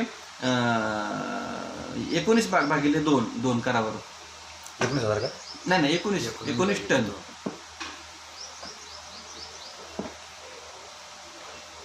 9.5 म्हणजे 10 दिवसाचं तुमचं प्रोसेसिंग आहे. 10 दिवसांमध्ये जर तुम्ही 3 रुपये प्रॉफिटने जर तुम्ही गुळीपेंड विकत असाल तर तुमचे पैसे किती झाले 5,70,000. 5,70,000. मग मला सांगा 1,000 रुपये तुम्ही ॲनिमल न्यूट्रिशनला देऊ शकत नाही. बोला ना. देऊ शकतो. असेच गडबड आहे. इथं सुरू झालेलं सगळा विषय. एवढे सुद्धा पैसे छोटे उत्पादक द्यायला तयार नाहीत आणि त्याच्यामुळं कारखाना लो ग्रेडिंगला चाललाय ना. बरोबर की नाही. आणि बिस्किटं टाकणे, चॉकलेट टाकणे, सडका माल कुठतरी मिळतो म्हणून टाकणे. अरे हा काय प्रकार आहे. हा चुकीचा प्रकार आहे. म्हणजे तो सांगतोय बिस्किट तो बिस्किट टाकल तुम्ही काही टाकणार का. भाकरी टाकणार का त्याच्यामध्ये. तुम्ही जर इथं PCMC एरियात फिरला तुमच्या औरंगाबादचे फिरला समजा तर तिथं पण तुम्हाला सगळे कुचका अन्न मिळेलच की. मला काय म्हणायचे एक लक्षात घ्या. तुमचे 3 रुपये ते 2 रुपयेच राहते ना पण बनवताना प्रॉपर प्रॉडक्ट बनवा ना चांगलं. मग काय आम्ही पण भंगारातलं मटेरियल देऊ की तुम्हाला बनवून, काय हरकत आहे. मशिनरी भंगारातलं आता हे तर समजा 80 रुपये किलो मटेरियल जाते GST धरून. हां म्हणजे 60-70 रुपये जर इंडस्ट्रियल ग्रेडचं मटेरियल घेतलं 70 रुपये, म्हणजे असं ते बिल्डिंगसाठी जे ते राजस्थानी लोक ते सोडून द्या. इंडस्ट्रियल ग्रेडसाठी जर गेलं तर 70 रुपये किलो मटेरियल आहे, त्याला 18% GST, म्हणजे त्याला 20 रुपये वाढले. 80-90 रुपये किलो मटेरियल आहे. मग हे वापरता आपण 40 रुपये किलोनी 60 रुपये किलोनी भंगारातलं मटेरियल आणू की चालतंय का. मग तुम्ही मशिनरी चांगल्या घेणार, कट रुपयाला चांगला घेणार, ॲनिमल न्यूट्रिशन, मग बिस्किट का वापरताय. म्हणजे अशी भिकार लक्षणं येत ना. आणि हे अशी 4 आठवड्यावाले लोकांनी सुरू केलेला विषय. मला काय म्हणायचं आहे, एक लक्षात घ्या, तुम्हाला पैसे पाहिजेत ना तर तुम्ही पैसे घालावं लागणार. हा धंद्याचा एक नियम आहे. आणि ज्याला पैसे खर्च करता येत नाहीत ना त्याने धंदा करू नये. त्यानं आपलं कारकुनकी करावी, मास्तरकी करावी, आणि पैशाच्या अशा थप्प्या साठवाव्यात आणि त्याच्यावर बसावं. काय आमचं म्हणणं नाही. हां असं म्हणलं मला तिथं लावा, मी तुम्हाला देतो. हां आहे की नाही. शेवटी एक लक्षात घ्या, तुम्ही पैशाचं झाड लावताय आणि पैसे त्याला येणार आहेत 100%. हां. मग ते पैसे तुम्ही आम्हाला देणार आहे का. नाही. मग तुम्ही एवढ्या खालच्या दर्जाला काय येत आहे की तुमची गाय ही 1 लाख रुपयाची गाय आहे. म्हणजे दूध उत्पादकाची किती फसवणूक कुठल्या लेवलला होती ह्याला काही प्रमाणच नाही. रॉ मटेरियलवाला ते मटेरियल कुठं स्टोअर करतो हे जे काय ग्रेडिंग असेल की नाही. मला सांगा, वखार महामंडळ आहे आपल्या इथं, तुम्ही त्या वखार महामंडळाला विचारा जाऊन की बाबा ग्रेन स्टोरेज टेक्निक्स काय आहे. साधं सिंपल आहे. आता आपण ज्वारी, बाजरी, गहू, हरभरा करतो, आपल्या घरामध्ये कणगी असते, त्या कणगीमध्ये प्रॉपर करतो, त्याला ते वाळवलं असतं. ह्यांनी कुठल्या तरी ऑइल मिलमधून कसली तरी सरकी पेंडची DOC आणलेली असते, त्याला आळ्या जाळ्याला असतात, आणि त्याला A+ ग्रेडचा भाव देतो आपण. हां. तुम्ही भाव कोण ठरवतो. पेपर ठरवतो. पेपरमध्ये रोज भाव असतात. सरकीचे भाव वेगळे, शेंगदाण्याचे भाव वेगळे, सगळे ते त्याच्यामध्ये ग्रेड आहे, दर्जा आहे. 1 नंबर दर्जाचा, 2 नंबर दर्जाचा, 3 नंबर दर्जाचा. म्हणजे कोण ठरवणार आहे. हां काहीतरी आहे ना, चपला काढला पाहिजे तो. आणि त्याच्यामुळे प्रॉब्लेम होते ना सगळा. त्याच्यामुळे तो छोटे उत्पादक आज मरायला लागलेत. लक्षात आलं का. कारण एक लक्षात घ्या, चायना मेड मशिनरीवाल्यांनी 4 आठवड्याने कुठंतरी मशिनरी तयार करायची आणि सांगायचं की आम्ही तुम्हाला फॉर्म्युलेशन देतो, आणि ते फॉर्म्युलेशन घ्यायचं. ह्याने काय करायचं, कुठं सप्लायर मिळतो रे, 4 लोकांना विचारायचं. ज्यांचे कारखाने नाहीत अशा लोकांनी त्याला सांगायचं की तू इथं जा म्हणजे तुला मॉलिसिस मिळेल, म्हणजे इथं जा म्हणजे तुला हे मिळेल. हे कोण ठरवणार. ह्याला दर्जा काहीतरी पाहिजे की नको. हे की नाही. हा सगळा पैशाचा खेळ आहे. हां सांगणाऱ्याला काय फुकट सांगायचं. मग इथं आहेतच की पुण्यामध्ये कितीतरी कन्सल्टंट, म्हणजे ज्यांचे स्वतःचे कारखाने असतात त्यांना फक्त एक 10 रुपयाचा पेन घ्यायचा, ते रिफिलसुद्धा त्यानेच घ्यायची, सगळ्यांचा चहा प्यायचा आणि सलाड सुटायचं. त्यांनी 1 रुपया खर्च केला नाही. मग हा कारखानदार का झाला नाही. हा प्रशिक्षकच झाला. त्याचं कारण काय, ह्याला पैसे घालवायची इच्छा नाही आहे. पैसे घालवण्यासाठी स्वतःला उत्पादक हो का. व्यावसायिकाचा अर्थच आहे की दे आर इन्व्हेस्टिंग मनी. आपण पैशावर बोलतोय बरं का. पैसे तुम्ही खर्च करणार आहे, तुम्हाला पैसे पाहिजेत ना. तुम्हाला जर मल्टीनॅशनल कंपन्यांना कॉम्पिटिशन करायचं असेल तर तुम्हाला प्रामाणिकपणे सगळं करावं लागणार आहे. दुसरं काय झालं, शॉर्टकटच नाही. मला काय म्हणा, यशाला शॉर्टकट नाही आहे. यशाला शॉर्टकट आहे तर मग हे सिंगापूरवाले ॲनिमल न्यूट्रिशन जिंदाबाद. मग ते काय ते फसायला बसलेत आपल्याला. त्याला विचारलं पाहिजे ना, तू काय शिकलाय कुठं. मला काय म्हणायचं, तुझ्या डिग्री सांग आणि तू कुठं काम करू सांग, आणि 4 गायांचं दूध वाढवून दे. बरोबर आहे की नाही. अहो विषय काय आहे, साधा सरळ आहे. जर आपली गोळीपेंट आपल्याला असं वाटतं की विकत घ्यायला पाहिजे कोणीतरी, तर मला ती चांगलीच बनवली पाहिजे. आणि तर मी चांगली जर नाही बनवली तर मी बिस्किटं टाकून, सडक्या कुठलं तरी कुचका मटेरियल टाकून रॉ मटेरियलचं सिलेक्शन करत असताना मी गडबड करत असेल तर मला हक्क नाही की मी पुढं ते विकायला पाहिजे. बरोबर आहे की गडबड केली म्हणजे गडबड आपली झाली. स्वतःच जरी आपण स्वतः केली म्हणजे कंपनी नुकसान होच की. पण त्याचं मान्य करत नाही ना. ऐका, तुमचा पिष्टमय पदार्थातला तो जो भुगा आहे तो जर वाढला तर गोळीपेंट बनायला प्रॉब्लेम करतो. आणि गोळीपेंट बनवणं म्हणजे पॅलेट बनत नाही आहे हे त्याला कोणी समजून सांगावं. तो ऐकण्याच्या मनस्थितीत नाही. आम्ही 10 लाख रुपयाचा प्लांट खरेदी केला आहे ना, काय मग ती गोळी बनली पाहिजे. पण मी कधीही बाबा वर्ष आलं 2 वर्ष आलं मी कधीही ते पशुखाद्याच्या रॉ मटेरियलचं सिलेक्शन करणार नाही. मी ज्याच्याकडून रॉ मटेरियल घेतो त्याला विचारलं नाही तू हा धंदा का करतोय. एक समजून झाला ना की समजा मी ॲक्सिडेंटली धंदा करत नाही. मला त्या काय तर फिलॉसॉफी असली पाहिजे त्या धंद्यामध्ये. पैसे मिळतात ठीक आहे, पैसे तू सर्टिफिकेट दे ना. कॉटन DOC सर्टिफिकेट दे, राईस पॉलिशचं सर्टिफिकेट दे, तू मोहरीचं DOC सर्टिफिकेट दे, ते DOC कुठे बनली ते सांग, त्या DOC बनवत त्याची प्रोसेस काय होती ते सांग. त्याला काहीतरी असेल का नाही. सायन्स आहे ना, ISI ग्रेडिंग आहे ना प्रत्येक गोष्टीला. ISO ग्रेडिंग आहे. म्हणजे इंडस्ट्री चालवत असताना प्रत्येक गोष्टीला काहीतरी ग्रेडिंग ठरलं ना. मग ह्या ग्रेडिंगला जर जोपर्यंत मशीनचा पशुखाद्य उत्पादक जोपर्यंत जात नाही तोपर्यंत त्याला ह्या प्रश्नाची उत्तरं मिळणार नाहीत, कधीच मिळणार नाहीत, आयुष्यभर मिळणार नाहीत. ह्याच्यात फावतंय कोणाचं माहिती आहे का, रॉ मटेरियल सप्लायर फार श्रीमंत होत चाललेलं आहे.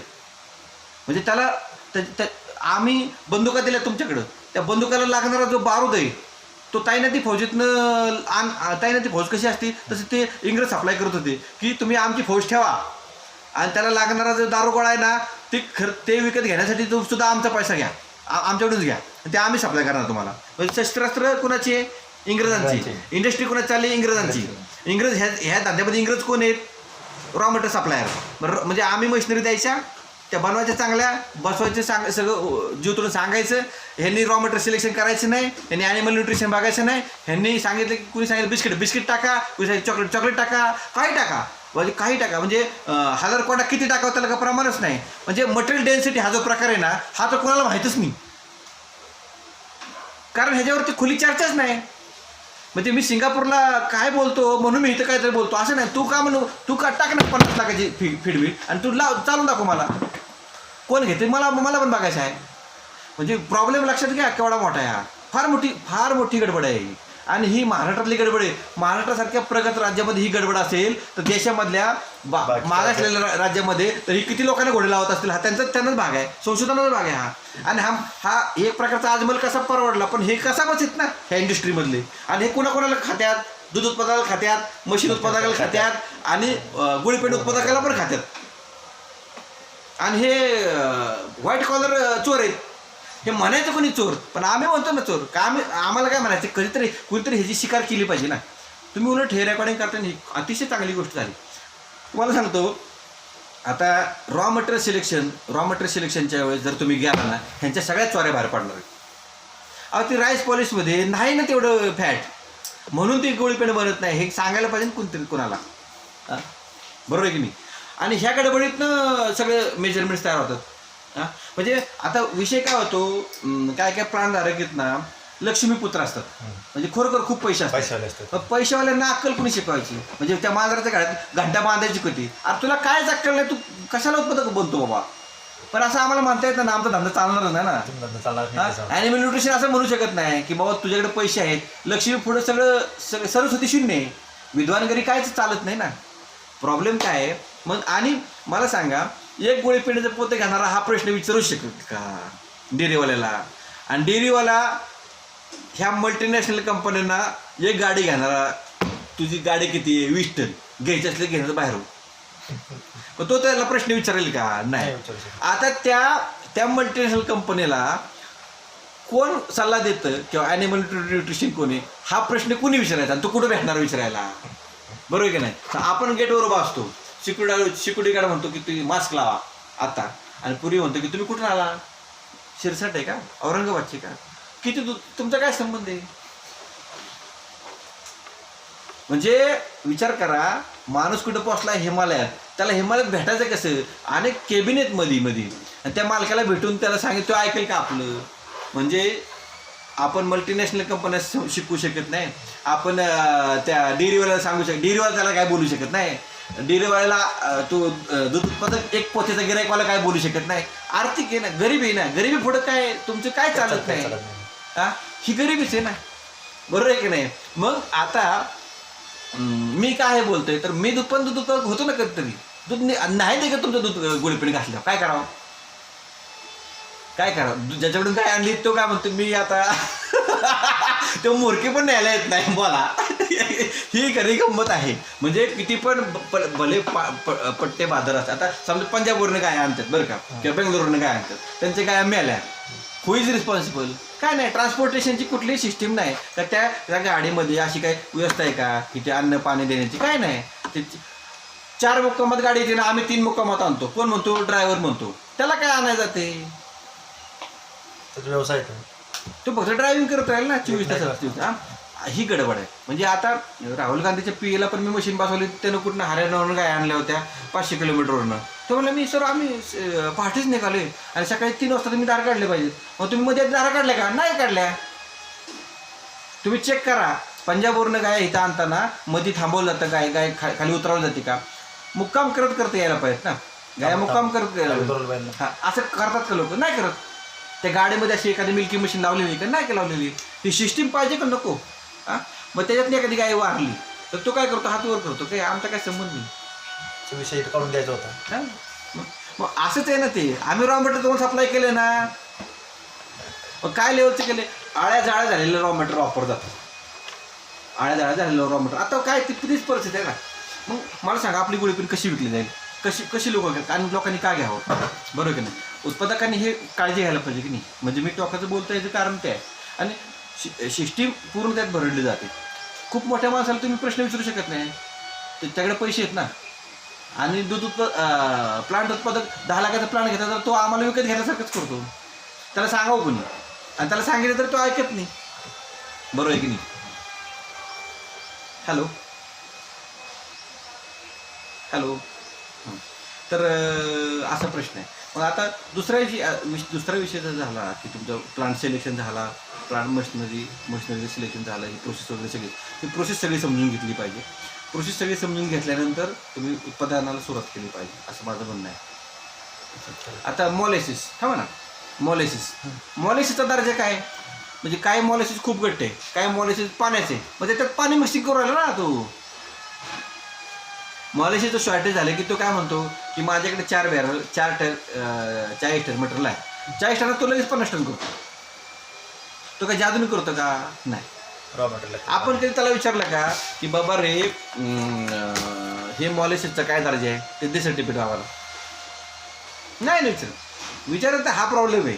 मॉलेसिस का मॉलेसिसचा फार मोठा रोल आहे गोळीपीठ बांधताना. आणि मॉलेसिस दर्जाहीन मॉलेसिस आहे. अरबो खरबो यांनी कामावं ना का? आमचं काय म्हणणं नाही. पण तुम्ही पाणी विकूनच करताय ना. मग जसं दुधात पाणी विकणं पाप आहे तसं मॉलेसिसमध्ये पाणी विकणं पापच आहे. नाही लोकांचं हे कुणी कोणाला समजून सांगावं? रक्त प्याज गोष्ट झाली ती मुलांचे.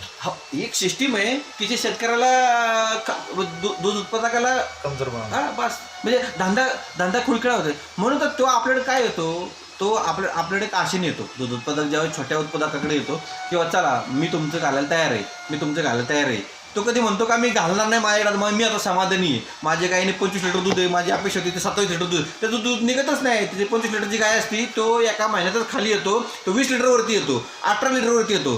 तर 4थ्या 5व्या 6व्या महिन्यात त्याची गाय 15-16 लिटरवर गेली असती. त्याला गोळीपेठ घालणंच परवडत नाही. ही आता परिस्थिती आहे. कारण दुधाला दर नाही आहे. म्हणून आपल्याला चांगलं रेट तुम्ही ₹1.5 कमवा ना. एका किलो पाठीमागे ₹1.5 भरपूर झाला, भरपूर पैसा झाला.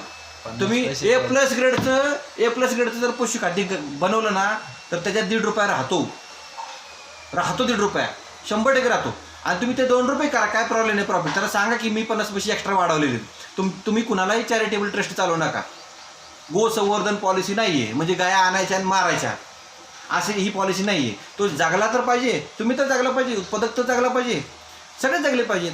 व त्यासाठी व्यवसायामध्ये quality is main basic thing. आणि क्वालिटी जर नसेल ना तर त्याच्यावरती काम केलं गेलं पाहिजे. पण पुढं रॉ मटेरियल सिलेक्शन आणि ह्याच्यावरती पण तेवढंच काम केलं गेलं. आणि ह्यासाठी पैसे लागणार आहेत तुम्हाला. तुमचे आता काय सांगितलं 20 टनामध्ये समजा ₹3 प्रॉफिटने 5,70,000 होतात. ₹2 प्रॉफिटने किती होत्यात? करावर हिशोब 1938 ₹3,80,000 होते. मग 3,80,000 झाले तर पैसे झाले की ₹1.5 झाला. ₹1.5 किती झाले? वरचे 80,000 झाले. 3 लाख रुपये म्हणजे 20 दिवसामध्ये 2 टन मटेरियल काढलं तर तुमचे एवढे पैसे होतात. अगदी ₹1 धरा. 1 लाख. 1 लाख रुपये राहिले तर पुष्कळ झाले साहेब. मी काय म्हणतो सगळं जाऊन आहे ना आपल्याला लेबर कॉस्टिंग, लाईट बिल वगैरे सगळं जाऊन ₹1.5 राहिला ना तरी पुष्कळ आहे. लोकांची आशा जास्त आहे. परंतु लोकांची एवढी अपेक्षा आहे की मला सगळंच फ्री मिळालं पाहिजे. कसं होईल? हे कारखानदारीमध्ये तुम्हाला तुमच्याकडे सगळं नाही आहे. परमेश्वराने अशी एक व्यवस्था केलेली आहे की समजा मी मशीन उत्पादक आहे तर मला ॲनिमल न्यूट्रिशनसाठी दुसऱ्याची मदत घेणं गरजेचं आहे. ॲनिमल न्यूट्रिशनकडं पण असे काही पॉईंट्स आहेत की तो मशीन उत्पादक होऊ शकत नाही. त्याला तेच करावं लागेल ना. म्हणजे प्रत्येकाला रोल वाटून द्या, तो रोल आपण परफेक्ट हे केला पाहिजे. आणि त्याच्यामध्ये मग हे सिंगापूरवाल्यांसारखे थप्पा मारणाऱ्या लोकांपासून लांब राहायला पाहिजे. हां, आणि ही गडबड आहे आणि हे पाळत नसल्यामुळं कारखाने पुढे चालत नाही. म्हणजे एक 1.25 लाख रुपयामध्ये पॅलेट मिल आणि ग्राइंडर घ्या, मिक्सरची गरजच नाही असे सांगणारे काय उत्पादक आहेत? काय डोक्याला हातानं असं सांगितलं ना आपल्याला एखादा असं सांगतात नाही. 1.25 लाख रुपयामध्ये तुम्हाला आम्ही देतो. मग तुमचं जर वाढलं का नाही 3 महिन्यानंतर, तर आम्ही ते माघारी घेतो. मग ते आम्ही परत त्याला रंगरंगोटी देतो आणि तो तिसऱ्याला विकतो. म्हणजे 1.25 लाख रुपयाचा ग्राइंडर आणि पॅलेट मिल विकायचा आणि परत 3 महिन्यानंतर तो बायबॅक घ्यायचा, त्याच्यामध्ये पैसे कमी करायचे, तुम्हाला नवीन मशिनरी द्यायची, मोठी द्यायची. मग काय होतं, तुम्हाला एक सवय लागली बाबा, आघाला रक्त पेल्याची एकदा सवय लागली, त्याला काय म्हणतो आपण, मानवी रस शिकार, मॅन हंटर. म्हणजे हे असते बाबा, वाघाची शिकार करण्यासाठी फॉरेस्ट ऑफिसर बोलावला आहे पेपरमध्ये, आणि त्याला का त्याच्या तोंडाला माणसाचं रक्त, तो काय जनावर खात नाही, आता तू काय करतो, माणसं खातो. तसं त्या गोडेपेंड उत्पादकाला एकदा ती पैशाची सवय लागली की तो काय करतो, चला ना आता मग मी काय करतो, ह्या मशिनरी माघारी देतो. मशिनरी उत्पादक काय करतो, तो माघारी घेतो, XYZ बाबा, ती माघारी घेतो. मग त्यामध्ये पैसे कमी करतो थोडेफार, तुम्ही वापरले असते ना 3-4 महिने, 5 महिने, 6 महिने, वर्षभर जातात तसं. परत ती माघारी घ्यायची, त्याला रंगरंगोटी करायची, परत ती आहे त्या भावात नवीन तुमच्यासारख्या नवीन त्या नवीन वाघाला विकायची. वाघ नवीन असतो, झूल नवीन असते, रंग पण ते आतमध्ये जनावर तेच असतं मेलेलं. सुट्टी आपल्याला काय बरंच बरं का, ती झूल पांघरलेलं ते त्याला परत मशिनरी दिलं जातं. आणि हा परत नव्यानं हे करतो, काय करतो, विकतो मशिनरीवाल्याला, त्याच्यामध्ये प्रॉफिट असतो. दुसरी अशी गोष्ट ते झालं की ग्राइंडर आणि तुम्ही पॅलेट मिल घ्या, मिक्सरची गरजच नाही, हाताने कालवा तुम्ही, हो हाताने कालवा. अरे पण त्याला मार्केट सर्व्हिस सांगणार नाही, त्याला ॲनिमल न्यूट्रिशन सांगणार नाही, आम्ही देतो ना तुम्हाला. म्हणजे अख्ख्या महाराष्ट्रभर एका बाजाराने तर सेमच फॉर्म्युला दिलेला आहे. मग त्याला नोबेल पारितोषिक द्यायला पाहिजे, बाकी काय झालं म्हणजे हलकं पारितोषिक द्यायची गरजच नाही. ह्याच्या माणसाचा मशिनरी विकायचा 4-4.5 कोटी धंदा आहे. किती वर्षाला 4.5 कोटीचा धंदा तो करतोय. ऐका ना, मीटिंग चालली, 10 मिनिट करतो मला. हां, अहो आमचं सकाळपासून तेच चालू आहे, आमचं रेकॉर्डिंग चालू आहे इथं. तर तुम्हाला काय करतो, थोड्या वेळ फोन करतो. हां,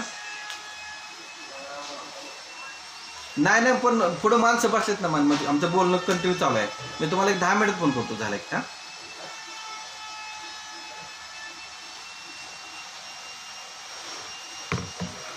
तर 4.5 कोटीचा त्यांचा टर्नओव्हर आहे. मग त्या माणसाला काय कुठलं पारितोषिक द्यायला पाहिजे? मग तो जो संपूर्ण हा जो सिनेरिओ आहे, ह्या सिनेरिओमध्ये त्याला कुणीही सांगत नाही की ॲनिमल न्यूट्रिशन ठेवण्याची गरज आहे. ॲनिमल न्यूट्रिशन का पाहिजे, तर आपल्याला अंधारामध्ये जसं मार्ग दाखवणारा एक मार्गदर्शक पाहिजे, तसं त्याचं महत्त्व आहे, खूप मोठं महत्त्व आहे, खूप म्हणजे खूप मोठं महत्त्व. आणि ते जर नसेल तर मला सांगा, दूर आता तुमच्या तालुक्यामध्ये आपण ती फीड मिल सुरू केली, तुमच्या अडचणी येणारा कोण सॉल्व्ह करणार? आम्ही ठीक आहे, आम्ही तुम्हाला ते हे करतोय, काय करतोय, सगळ्या गोष्टी करतोय. पॉज करतोय म्हणजे त्याची संपूर्णपणे अंधारामध्ये तो काम करतोय. मग उत्पादन काय बनवतोय त्याला माहीत नाही, कुठल्या दर्जाचं बनवलं पाहिजे त्याला माहीत नाही, हो का? जरी तो शेतकरी वर्गातला असला आणि जरी त्याला शेतीबद्दल नॉलेज असलं तर तो एक्सपर्ट नाही ना. ॲनिमल हजबंड्रीच्या एज ग्रुपवरती किंवा त्या ह्याच्यावरती काम करताना त्याला ते संपूर्ण सगळ्या गोष्टी ॲनालिसिस करता येत नाहीत.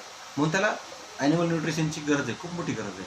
आणि स्वतःची एक लॅबोरेटरी त्याकडे असली पाहिजे मिनिमम. त्याला ती गोष्ट बाबा समजून एक केमिकल टाकलं, त्याच्यामध्ये मी मका टाकली तर मक्याला काय रंग दिला आहे का, कॉटन डिओसीला काय रंग दिला आहे का, कळलं का? ते रंग किंवा केमिकल सॉल्वंट वापरतात आणि त्याच्यामध्ये त्याचं जी फसवणूक होते ना, ती खूप मोठी फसवणूक होती. म्हणजे समजून चला की कॉटन डिओसीची आत्ताचे दर्जा समजून चला 20 रुपये आहे A+ ग्रेडचा, तर मी त्याला 20 रुपये देतोय, पण ते क्लास 3 ग्रेडच्या C ग्रेडच्या मालाला देतोय. मग हे माहीत नाही लोकांना. आता राईस पॉलिश सगळं आळाजाळा झालेलं आहे. त्याला विचारा ना, तू राईस पॉलिश का असं ठेवलेलं आहे? प्रिझर्वेशन ऑफ द मटेरियल हा पण काय प्रकार आहे की नाही? हा हे सगळे लॉ आहेत सगळे त्या विषयातले.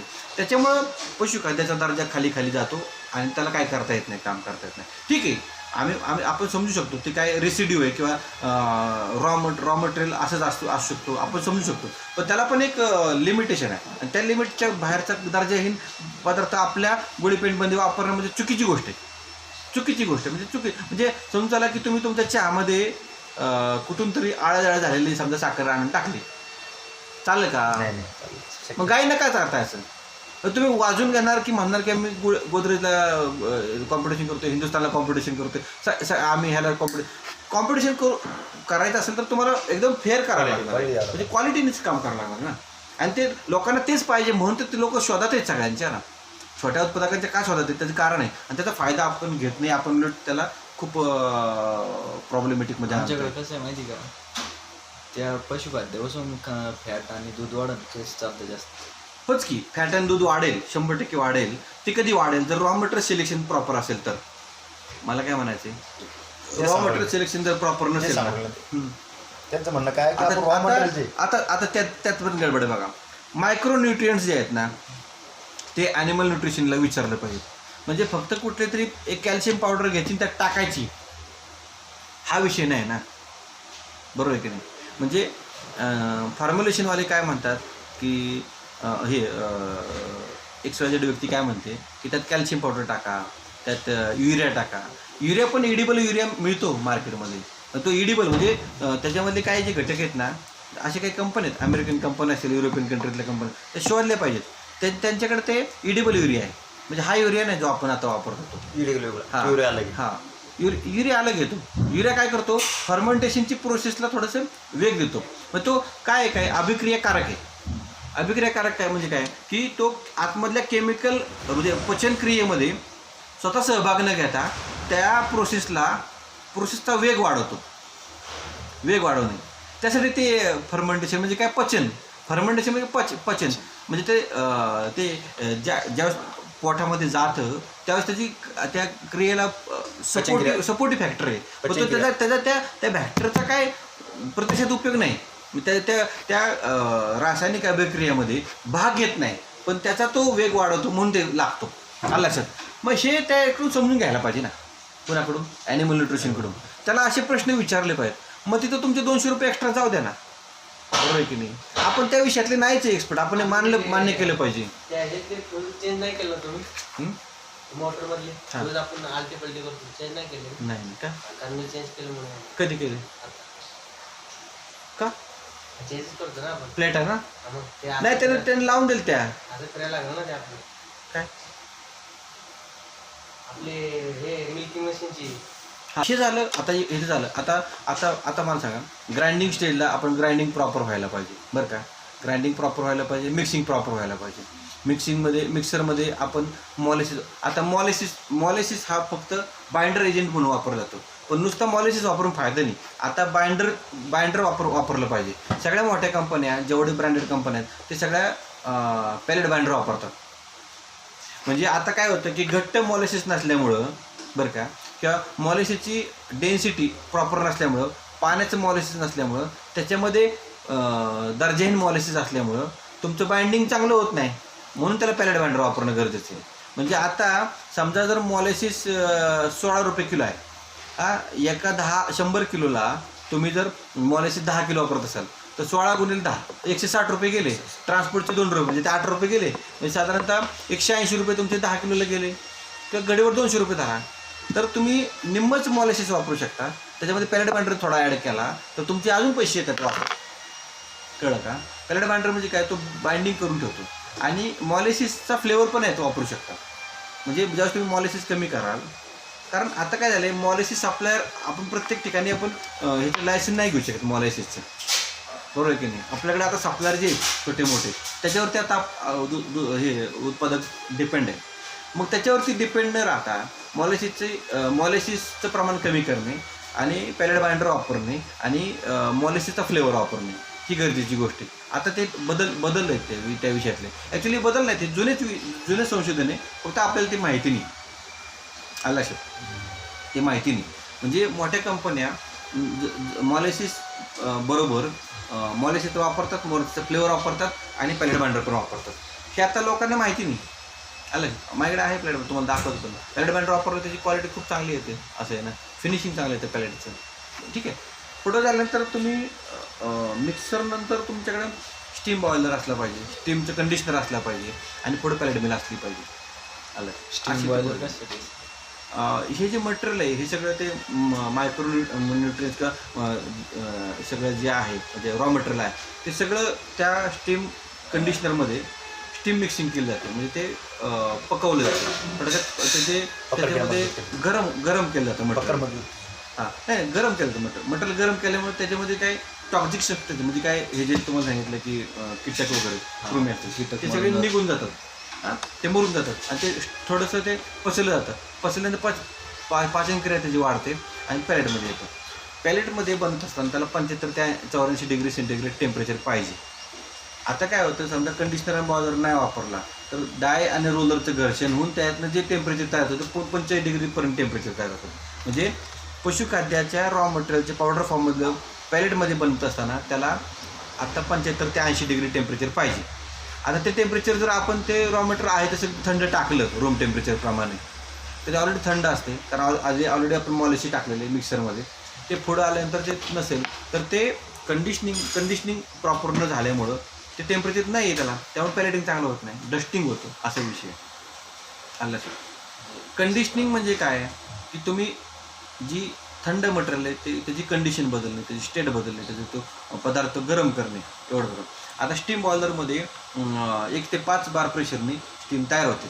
1 ते 1.5 बार प्रेशरचा स्टीममध्ये त्याच्यामध्ये त्या कंडिशनरमध्ये स्टीम टाकली जाते आणि त्या स्टीमने ते रॉ मटेरियल पूर्ण गरम होऊन खाली येतं आणि त्यावेळेस त्याचं टेम्परेचर असतं 120 डिग्री सेंटीग्रेड ह्याचं तुमच्या बॉयलरचं आणि तुमचं आउटपुटचं ते टेम्परेचर असतं रॉ मटेरियलचं ते 75 डिग्री टेम्परेचर असतं.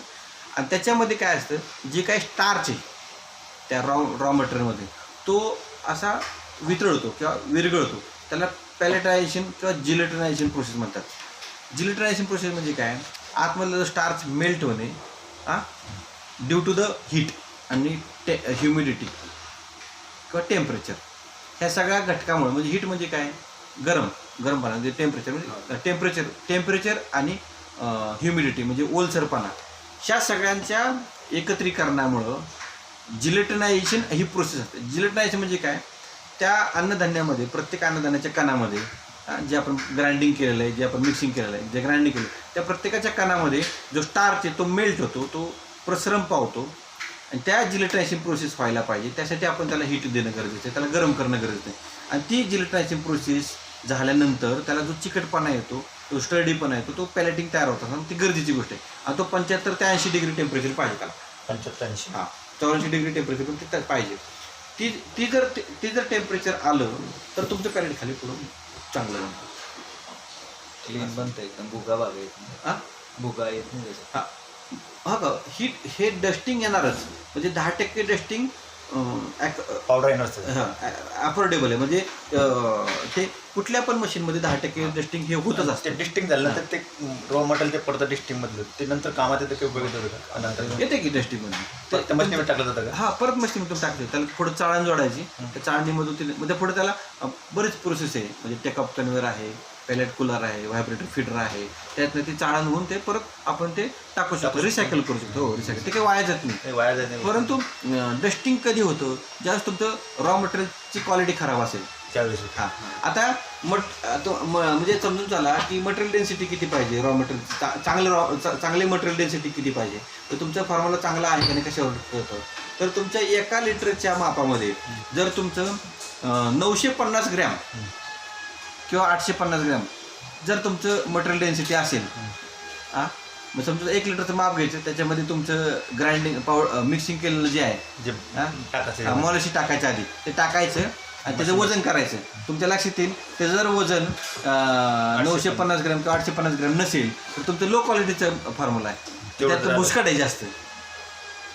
काय काय अशी बघितली की माणसं की त्यांचं 200 किलोच्या मिक्सरमध्ये 100 किलो मटेरियल बसते. मग ते म्हणतात की सर 200 किलोचा मिक्सर तुम्ही आम्हाला दिलता त्यात 100 किलो का बसलं, त्या सगळं भुसकाटच आहे.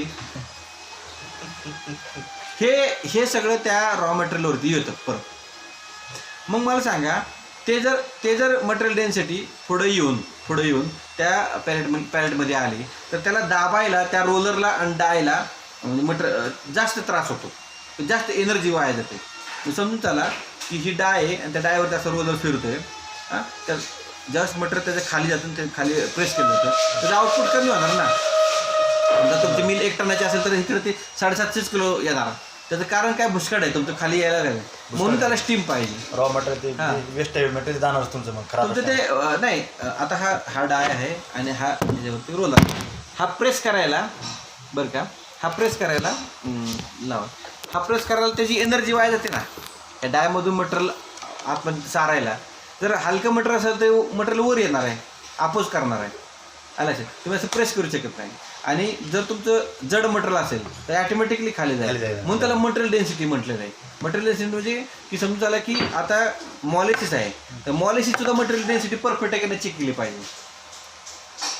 म्हणजे काय होतं की वर पाणी असतं आणि खाली साका असतो, हे मॉलिसिस चांगलं नाही आहे. मॉलिसिस एक संद पाहिजे म्हणजे त्याची जी वजन आहे ते प्रॉपर असलं पाहिजे असा विषय. आता कसं होतं की 1 लिटरच्या व्हॅल्यूमध्ये किती तुमचं मटेरियल बसणार आहे, किती ग्रॅम बसते त्याच्यावरती तुमचा दर्जा ठरतो. आणि हे जर तुम्ही पाळलं सगळं तर मग तुमचं क्वालिटीचं फीड बनणार आहे, मग तुमची टेस्टिंगच होणार नाही. 1000 ग्रॅममध्ये 950 यायलाच पाहिजे. 50 ग्रॅम तुम्हाला जर कॉम्पिटिशनला उतरायचं असेल तर आता लोक 400 ग्रॅम घेतात 1 लिटरमध्ये. 400 ग्रॅम हो 450 ग्रॅम. एक तर बहादर मला भेटला की मी ज्याला सप्लाय केलं मटेरियल तर तो 400 ग्रॅम 450 ग्रॅम मला म्हणलं सर तुमचा मिक्सर 250 किलोचा आहे आणि त्या 100 किलो बसत आहे. मटेरियल कसं वापरतं? बुसकाट वापरायचं, हालरकोंडा वापरायचा. काय माहिती आहे का लॉजिक काय आहे की जास्तीत जास्त पैसे जास्त मिळवणे म्हणजे जास्त लवकर जाणेल मग. हो मग त्याचा कारखाना बंद आहे आता. तो मुंबईला गेला पळून. त्याने डेअरी पण बंद झाली. मग ते काही सांगायची गरज नाही, ते ऑटोमॅटिक होणार आहे ना. तुम्ही फसवत वगैरे की ते फसत जाणार. जास्त फसवून ते ओरायचं कामच नाही. आपण दुसऱ्याला फसवून म्हणजे आपण 100% फसवणार. तुम्ही जर हा सातत्याने अभ्यासाचा विषय सतत त्याच कॉन्स्टंटली त्या प्रवास करणारा विषय, हे एका दिवसातला विषय नाही.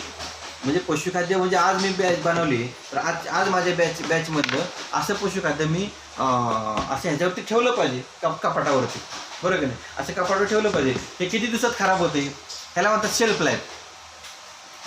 आता हा विषय कशातला आहे, मटेरियल तुमचं बनवलंय आणि तुम्ही डीलरला मटेरियल विकायला दिलं किंवा डेअरीवाला आणि त्यानं कोणाचं विकलंच गेलं नाही.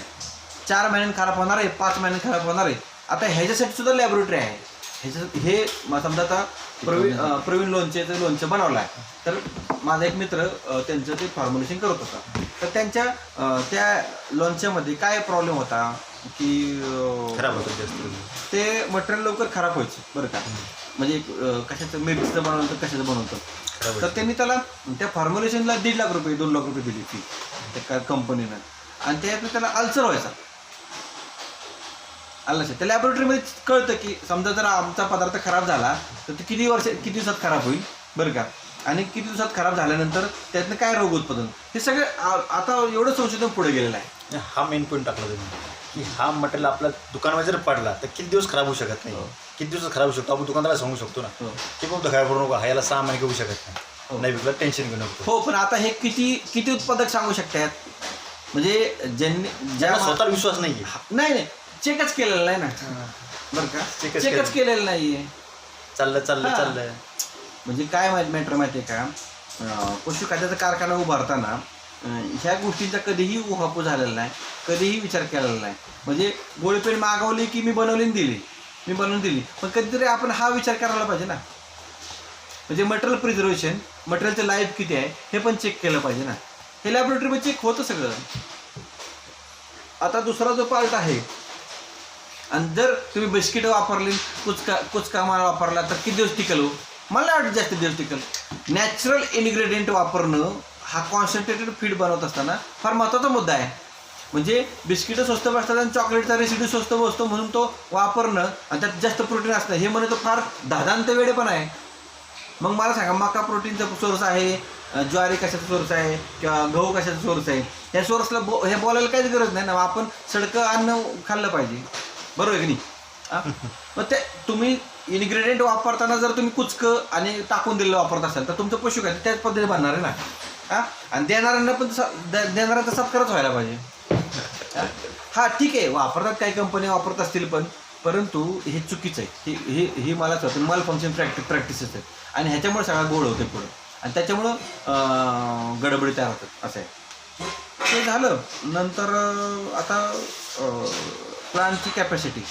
तर तुम्ही कधीही मोठा प्लांट खरेदी केला पाहिजे आणि तो 5 तास चालवला पाहिजे असं नाही. तर तुम्ही प्रोसेस लक्षात घ्या, सायकल टाईम लक्षात घ्या, त्याच्याप्रमाणे प्रोडक्शन केलं पाहिजे. बरोबर आहे की नाही. आणि एखादा क्वालिफाईड माणूस ते प्लांट चालवताना बघ, तुमचे बॅचेस आहेत ना, बॅचेस तयार करत असताना बरोबर वजन माप हो का. तुमचा प्लांट छोटा असू द्या, 100 किलोचा असेल, काय प्रॉब्लेम नाही.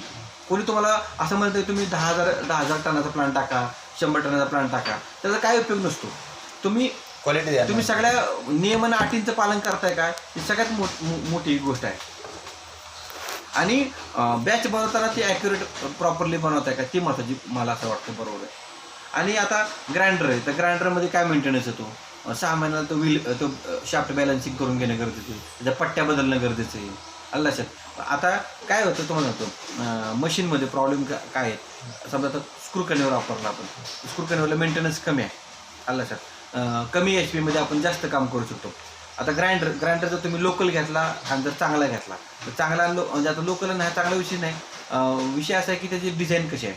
आता 10 HP मोटर लावली आणि त्याला 2 mm मध्ये 500 किलो निघत नसेल तर तो लो एनर्जी म्हणजे प्रॉफिटेबल नाही तो मशीन असं आहे. म्हणजे HP कमी पाहिजे आणि आउटपुट चांगलं पाहिजे आणि त्याच्यातून त्या लेवलचं धान्य निघते का तो बघितला पाहिजे. तो पण ॲनिमल न्यूट्रिशनकडे दाखवला पाहिजे. सर असं आम्हाला भरला निघते प्रॉपर आहे का नाही. पण ते सगळं चेक व्हायला पाहिजे माझं म्हणणं. पुढे गेला मिक्सिंगमध्ये सगळं होतं आहे का, आजूबाजूला काय मटेरियल राहत नाही ना, खाली काय राहत नाही ना, हे बघितलं पाहिजे. बरोबर आहे की नाही. हां, आणि मिक्सिंग झाल्यानंतर प्रत्येक वेळेस त्या दिवसाचं सगळं झाडून स्वच्छ करायला पाहिजे. बरोबर आहे की नाही. त्या दिवशी. हां, नंतर मशीनचं प्रॉपरली ट्रेनिंग घ्यायला पाहिजे लोकांनी. म्हणजे खोलायला जोडायला जमली पाहिजे मशीन, ते पाहिजे ना. त्याचं एक मेंटेनन्स शीट असते, ती मेंटेनन्स शीट मेंटेन केली पाहिजे. एका ठिकाणी तर एकच माणूस आहे कामाला, तो ट्रॅक्टरवरती दिवसभर काम करतो आणि त्याच मजुराकडून प्लांट चालू जातो. आणि हे लोक आम्हाला शिकवतात की सर तुमची क्वालिटी खराब आहे. ठीक आहे, खराब आहे, पण तुम्ही एक माणूस तरी ग्रॅज्युएटवर ठेवा की. ते 2 वर्षामध्ये एकही त्यांना तो माणूस ठेवता आला नाही आला. कायमस्वरूपी माणूस पाहिजे. हां, मग तेवढे सुद्धा पैसे त्यांना खर्च करायचे नाहीत. आणि इकडं मात्र 8व्या-9व्या दिवशी गाडी घ्यायला पैसे असतात मटेरियल सप्लाय करायला.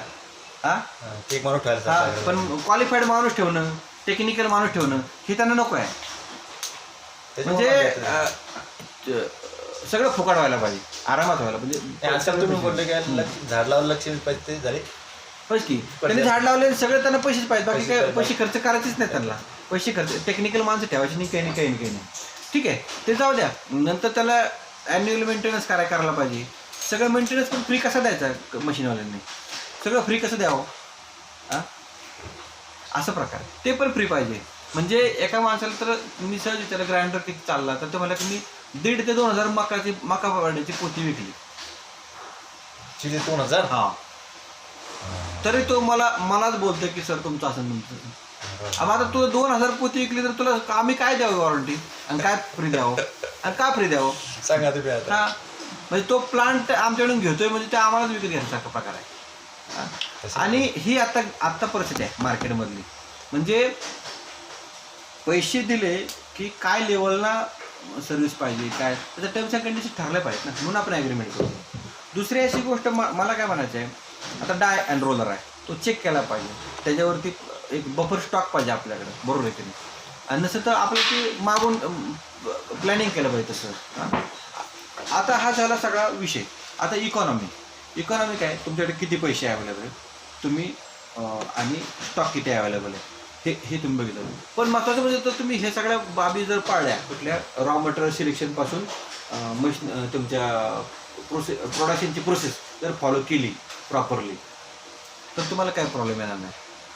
आता मटेरियल वाढवलं पाहिजे. आता अनेकांना मटेरियल प्रोडक्शन बफर पाहिजे. म्हणजे समजून चाल तुमचा 50चा स्टॉक पाहिजे तर 50चा स्टॉक त्यांच्याकडे नसतोच. म्हणजे ऑर्डर आली सर मशीन बंद पडले आहे आणि आम्हाला बोलावलं आहे, मग तुमच्याकडे 50% स्टॉक नाही तर मशीन ते स्टॉकच करत नाही. म्हणजे लक्षात आलं का, स्टॉक पाहिजे काहीतरी 50 पोती 100 पोती स्टॉक पाहिजे. स्टॉक पाहिजे. हां, आणि ते प्रॉपर वाढवलेलं पाहिजे. म्हणजे बनवलं वाढवलं गेलं पाहिजे, वाढलेलंच फीड भरलं पाहिजे. एका माणसाने बनवलं आणि लगेच भरलं आणि त्यात फंगस आला ना, म्हणजे बुरशी तयार झाली. वाळू गेला पाहिजे. त्याला विचारलं ना कितीचा धंदा झाला तर तो सांगतो मला की सर मी 1.25 कोटीचं मटेरियल विकलं. 1.25 कोटीचं 1.25 कोटीचं मटेरियल विकलंय. आणि त्याला विचारलं सर रॉ मटेरियलचं किती तुम्ही हे केलं ॲनालिसिस रिपोर्ट केलं. सर काय नाही केलं, एकदाच केलं. का तर पैसे वाचवायचे, पैसे वाचले पाहिजेत, सगळे पैसे मला मिळाले पाहिजेत. त्यातला 1 रुपया खर्च केला खर्चच करायचा नाही. ह्याला तर संसार म्हणतात ना, म्हणून तर ते संसार येत नाही. आणि अशीच माणसं ग्रेट आहेत. खरी गोष्ट आहे. आपल्या संसार कुठल्या लेवलला करायचा ह्याला पण प्रमाण असतंय हो. हा काय 1 रुपया खर्च काराचे फक्त खर्च नाही घ्या. तुम्ही मशीन लावणे सर माझं धाडधा ही रणगाडा चालला पाहिजे. हा ह्याला बेरिंग मी बदलणार नाही, डाय मी बदलणार नाही, डायचे पैसे मी देणार नाही, रोलरचे पैसे देणार नाही, काय देणार नाही. मी बॉयलरचं पण चेकअप करणार नाही. मी वर्षानुवर्षे काढत राहणार. 1.25 कोटीचं मटेरियल विकणार आणि तरी मी वाढणार. तुम्ही शोरूममध्ये गाडी काय म्हणायचंय, शोरूममध्ये गाडी काढली तुम्हाला 3 महिन्यानंतर तिला सर्व्हिसिंग करावं लागते. होय की, परंतु आता मला करायची इच्छा नाही ना. हा मग त्या सर्व्हिसिंगचे पैसे कोण देतो. ठीक आहे सर्व्हिसिंग फ्री आहे, ऑइलचे कोण पैसे देतं आपल्याला द्यावं लागतं. पण इथं आता आम्ही पुण्यात बसले ना, आम्ही मराठीत बोलतो ना, मग आम्ही थोडीच गुजराती मारवडे आहे, मग आम्हाला पैसे नाही देणार तुम्ही. त्यांना देतात गुजरातमध्ये तिकडे देतात. मग ते त्याला पैसे देणार, त्या सिंगापूरवाल्याला पैसे देणार. सिंगापूर नाही आलं ते सिंगापूरला पण ते एक पण क्वार्टर नसतं बघितलं. अशी आता महाराष्ट्रामध्ये गडबड आहे, मोठी गडबड आहे. बरं ते झालं की मग काय प्रॉब्लेम काय होतो सर माहिती आहे का, हा कारखाना फार काय चालत नाही. हा बिस्किट मिक्सिंग करणारा तो आमचा फादर आहे ना, त्याने कारखाना बंद केला आणि तो मुंबईला आहे. कारखाना बंद आहे कारखान्याचे बरं का. बिस्किट मिक्स करत तो काय म्हणा सर मी व्याजाने कर्ज काढलंय आणि तुम्ही मला प्लांट द्यायला उशीर केला आणि माझं एवढं नुकसान झालं, मला पैसे द्या. बरं ठीक आहे म्हणजे पैसे देतो. मग आता कोणाचं नुकसान काय, आता बंदित कधीच कारखाना मग कोणा पैसे द्यायला पाहिजे. डेअरी टाकली, डेअरी बंद झाली. ते काय कारण माहिती आहे का, रॉंग म्हणजे कमी वेळात तुम्हाला जास्त श्रीमंत व्हायचं असं नाही होत हो. असं नाही होत पैसे पाण्यात असतं ना, असं नाही होत. मग त्याला ट्रेडिंग करायला पाहिजे. मग ट्रेडिंगमध्ये काय डोकं असतं, तिकडचं घ्यायचं तिकडं जायचं, त्याला फक्त विकायचं पैसे लावायचे. पैशाची बेरीज आणि वजाबाकी त्याला जमती. म्हणजे बरं का शिक्षण कमी असलं तर चालतंय, पण हा टेक्निकल धंदा आहे. ह्याच्यामध्ये तुम्हाला नियम अटी, तुम्हाला संघर्ष, तुम्हाला प्लॅनिंग, प्रोडक्शन, परचेस सगळं. एक मोठी इंडस्ट्री ना, एक छोटं रूप म्हणजे छोटी गाडी जरी घेताय पण त्याचं सगळं इंजिन सेम आहे ना, सेम आकार. आहे का. तुम्ही 800cc जरी गाडी घेतली तर ती गाडीच आहे ना, गाडीची असं आहे. 100 किलोची जरी तुम्ही मशिनरी लावली तर ती मशिनरी पण चालली पाहिजे ना. चालत. हां, आणि त्याचं त्याप्रमाणे प्लॅनिंग आहे सगळं, असा विषय आहे. आणि हे जर आपण केलं ना तर आपण निश्चितपणे यशस्वी होऊ शकतो.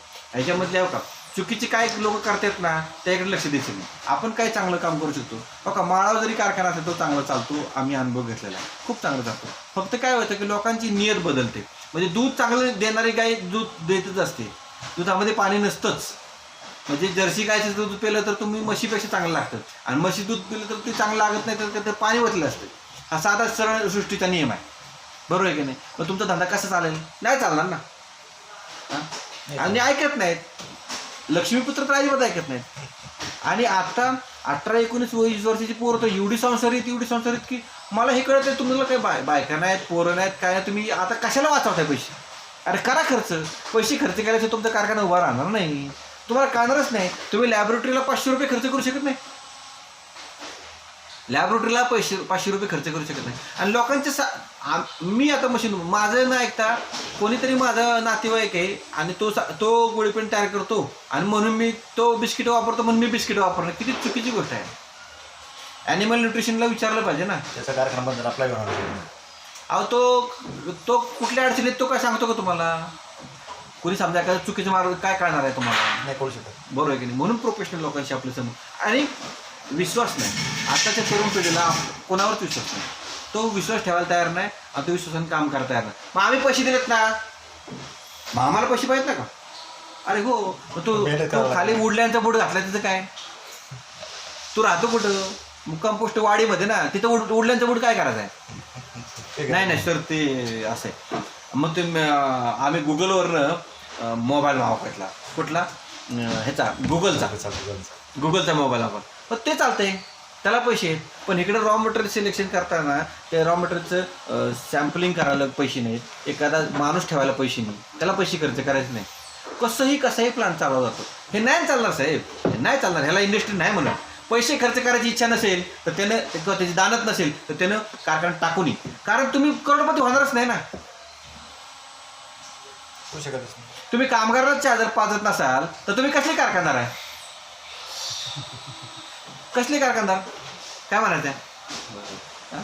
तुम्ही जावा ना त्या विठ्ठल कामाच्या हॉटेलमध्ये जावा. तुम्ही गेल्या गेल्या तुम्हाला नाश्ता आहे तिथं. माणसं कामा हजारो 400-450 कोटीचं हॉटेल आहे रे. तू लोक काही एका दिवसात मोठी नाही होत. मला काय म्हणायचं, त्याला प्रोसेस आहे, एक मोठी प्रक्रिया आहे.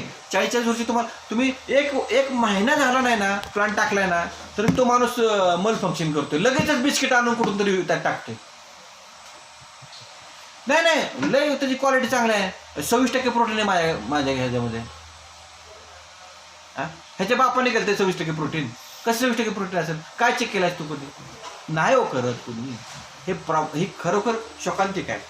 बरं काय होतं की आपल्याला जास्त बोलता येत नाही. आपला धंदा आहे. हा, customer is the God. Customer हा नंगा नाच करतोय, ते काय विषयच नाही. त्या कस्टमरला सांगतो यार आम्ही, तू ते रॉ मटेरियल सिलेक्शन कर, त्या रॉ मटेरियल विश्वास ठेवू नको, मॉलिसिस बरोबर नाही, मॉलिसिस चेक कर, सगळे चेक कर, सगळं माहिती आहे. हे सगळे चोर आहेत. पण ह्यांना चोर म्हणणं सुद्धा आपण चोर ठेवतो. हा, सिंगापूरवाले आता त्या रेबनच्या गाडीमध्ये 2 कोटीचा फ्रॉड करून कुठेही फिरतात. ते चालतं हो त्यांना. तुमच्या गडबड काय आहे ते चालतं ना. का तर पैशापुढं म्हणजे हे जे आहे ना, पॉज करा. थँक्यू. ह्याच्यामध्ये दुसरा भाग काय आहे की तुमचं जर प्लॅनिंग पहिल्या वर्षी समजा तुम्हाला 100 टन क्रशिंग करून ठेवायचं, 100 टन गुळपेंड विकेल, 500 टन विकेल, हे टार्गेट आहे. म्हणजे तुम्ही 25 किलोमीटरच्या परिघापर्यंत तुमच्या एरियामध्ये सगळीकडे पोहोचले, तुमचा ब्रँड सेट झाला. मग तुम्ही अजून त्याला संशोधन केलं पाहिजे. MSc केमिस्ट्रीचा एखादा माणूस ठेवला पाहिजे. मग तो काय करेल? रॉ मटेरियल सिलेक्शनला तुम्हाला मदत करेल, परचेसला मदत करेल. बरोबर. काळे पण त्याला नाही त्याला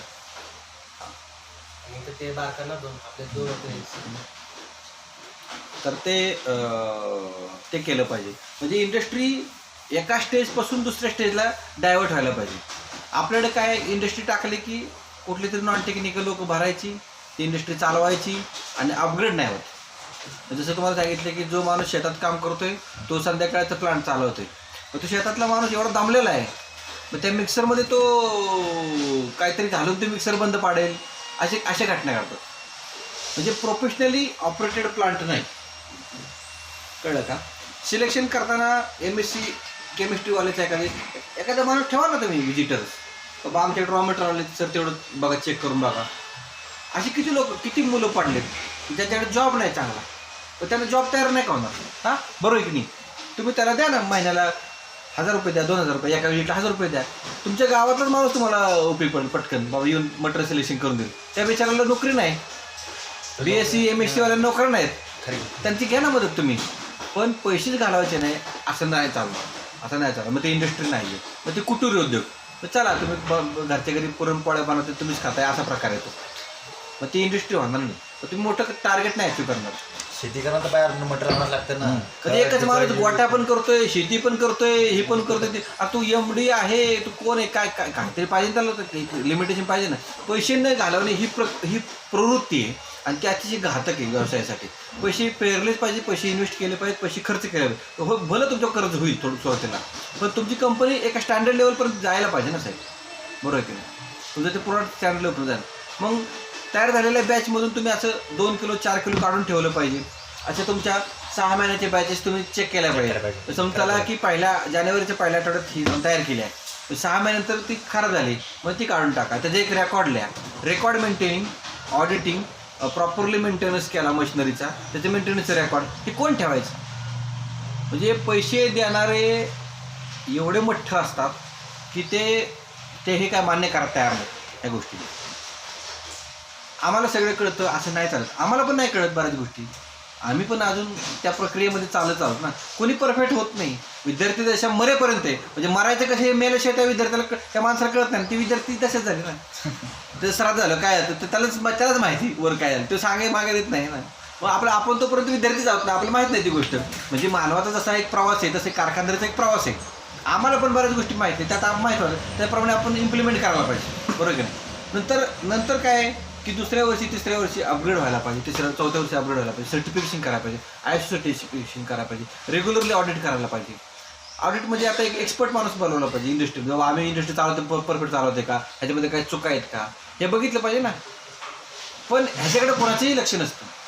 मला 1 किलो पाठीमाग किती पैसे मिळतील हे सांगा, मग मी कारखानदारी करायला तयार आहे असं नसतंय. मग असं जर असेल मग तुम्ही ट्रक घ्या डायरेक्ट आणि इथून लखनौला जावा, तुम्हाला एका ह्याच्यामध्ये 1 लाख रुपये भाडं मिळेल. चालेल का तो? नाही चालणार ना. असं नाही होत ना. म्हणजे पैसे मिळतात म्हणून धंदा नका करू, काहीतरी पॅशनेबल चांगलं करायचे म्हणून धंदा करा, मग ते तुम्हाला काय ते साध्य होईल. ध्येयवाद हा कुठल्या पण कार्याचा मेन बेस पाहिजे. ध्येयवाद म्हणजे मी लोकांना कमी लेखण्यासाठी किंवा लोकांना दाखवण्यासाठी इंडस्ट्री नाही करायची आपल्याला, कळलं का. म्हणजे 4 पाहुणे मला म्हणतात सर ते लवकर आणा, दसऱ्याला उद्घाटन झालं पाहिजे, आमचे पाहुणे असे म्हणतात. मग त्या पाहुण्याला सांगायचं मशीन बनवा इकडे, होय की चालते की. त्या पाहुण्याला शेंबूड नाही काय, तो आंघोळ पण करत नाही त्या पाहुणा. म्हणजे पैसे दिले म्हणजे तुम्ही कुठल्या टर्मिनॉलॉजी कुठल्या लेवलला जाते काय विशेष. म्हणजे इंडस्ट्री मराठी माणूस हा भावनिक आहे, पण भावनिक होऊन फायदा नाही. हा टेक्निकल धंदा आणि टेक्निकल धंद्यांपर्यंत चाललं पाहिजे.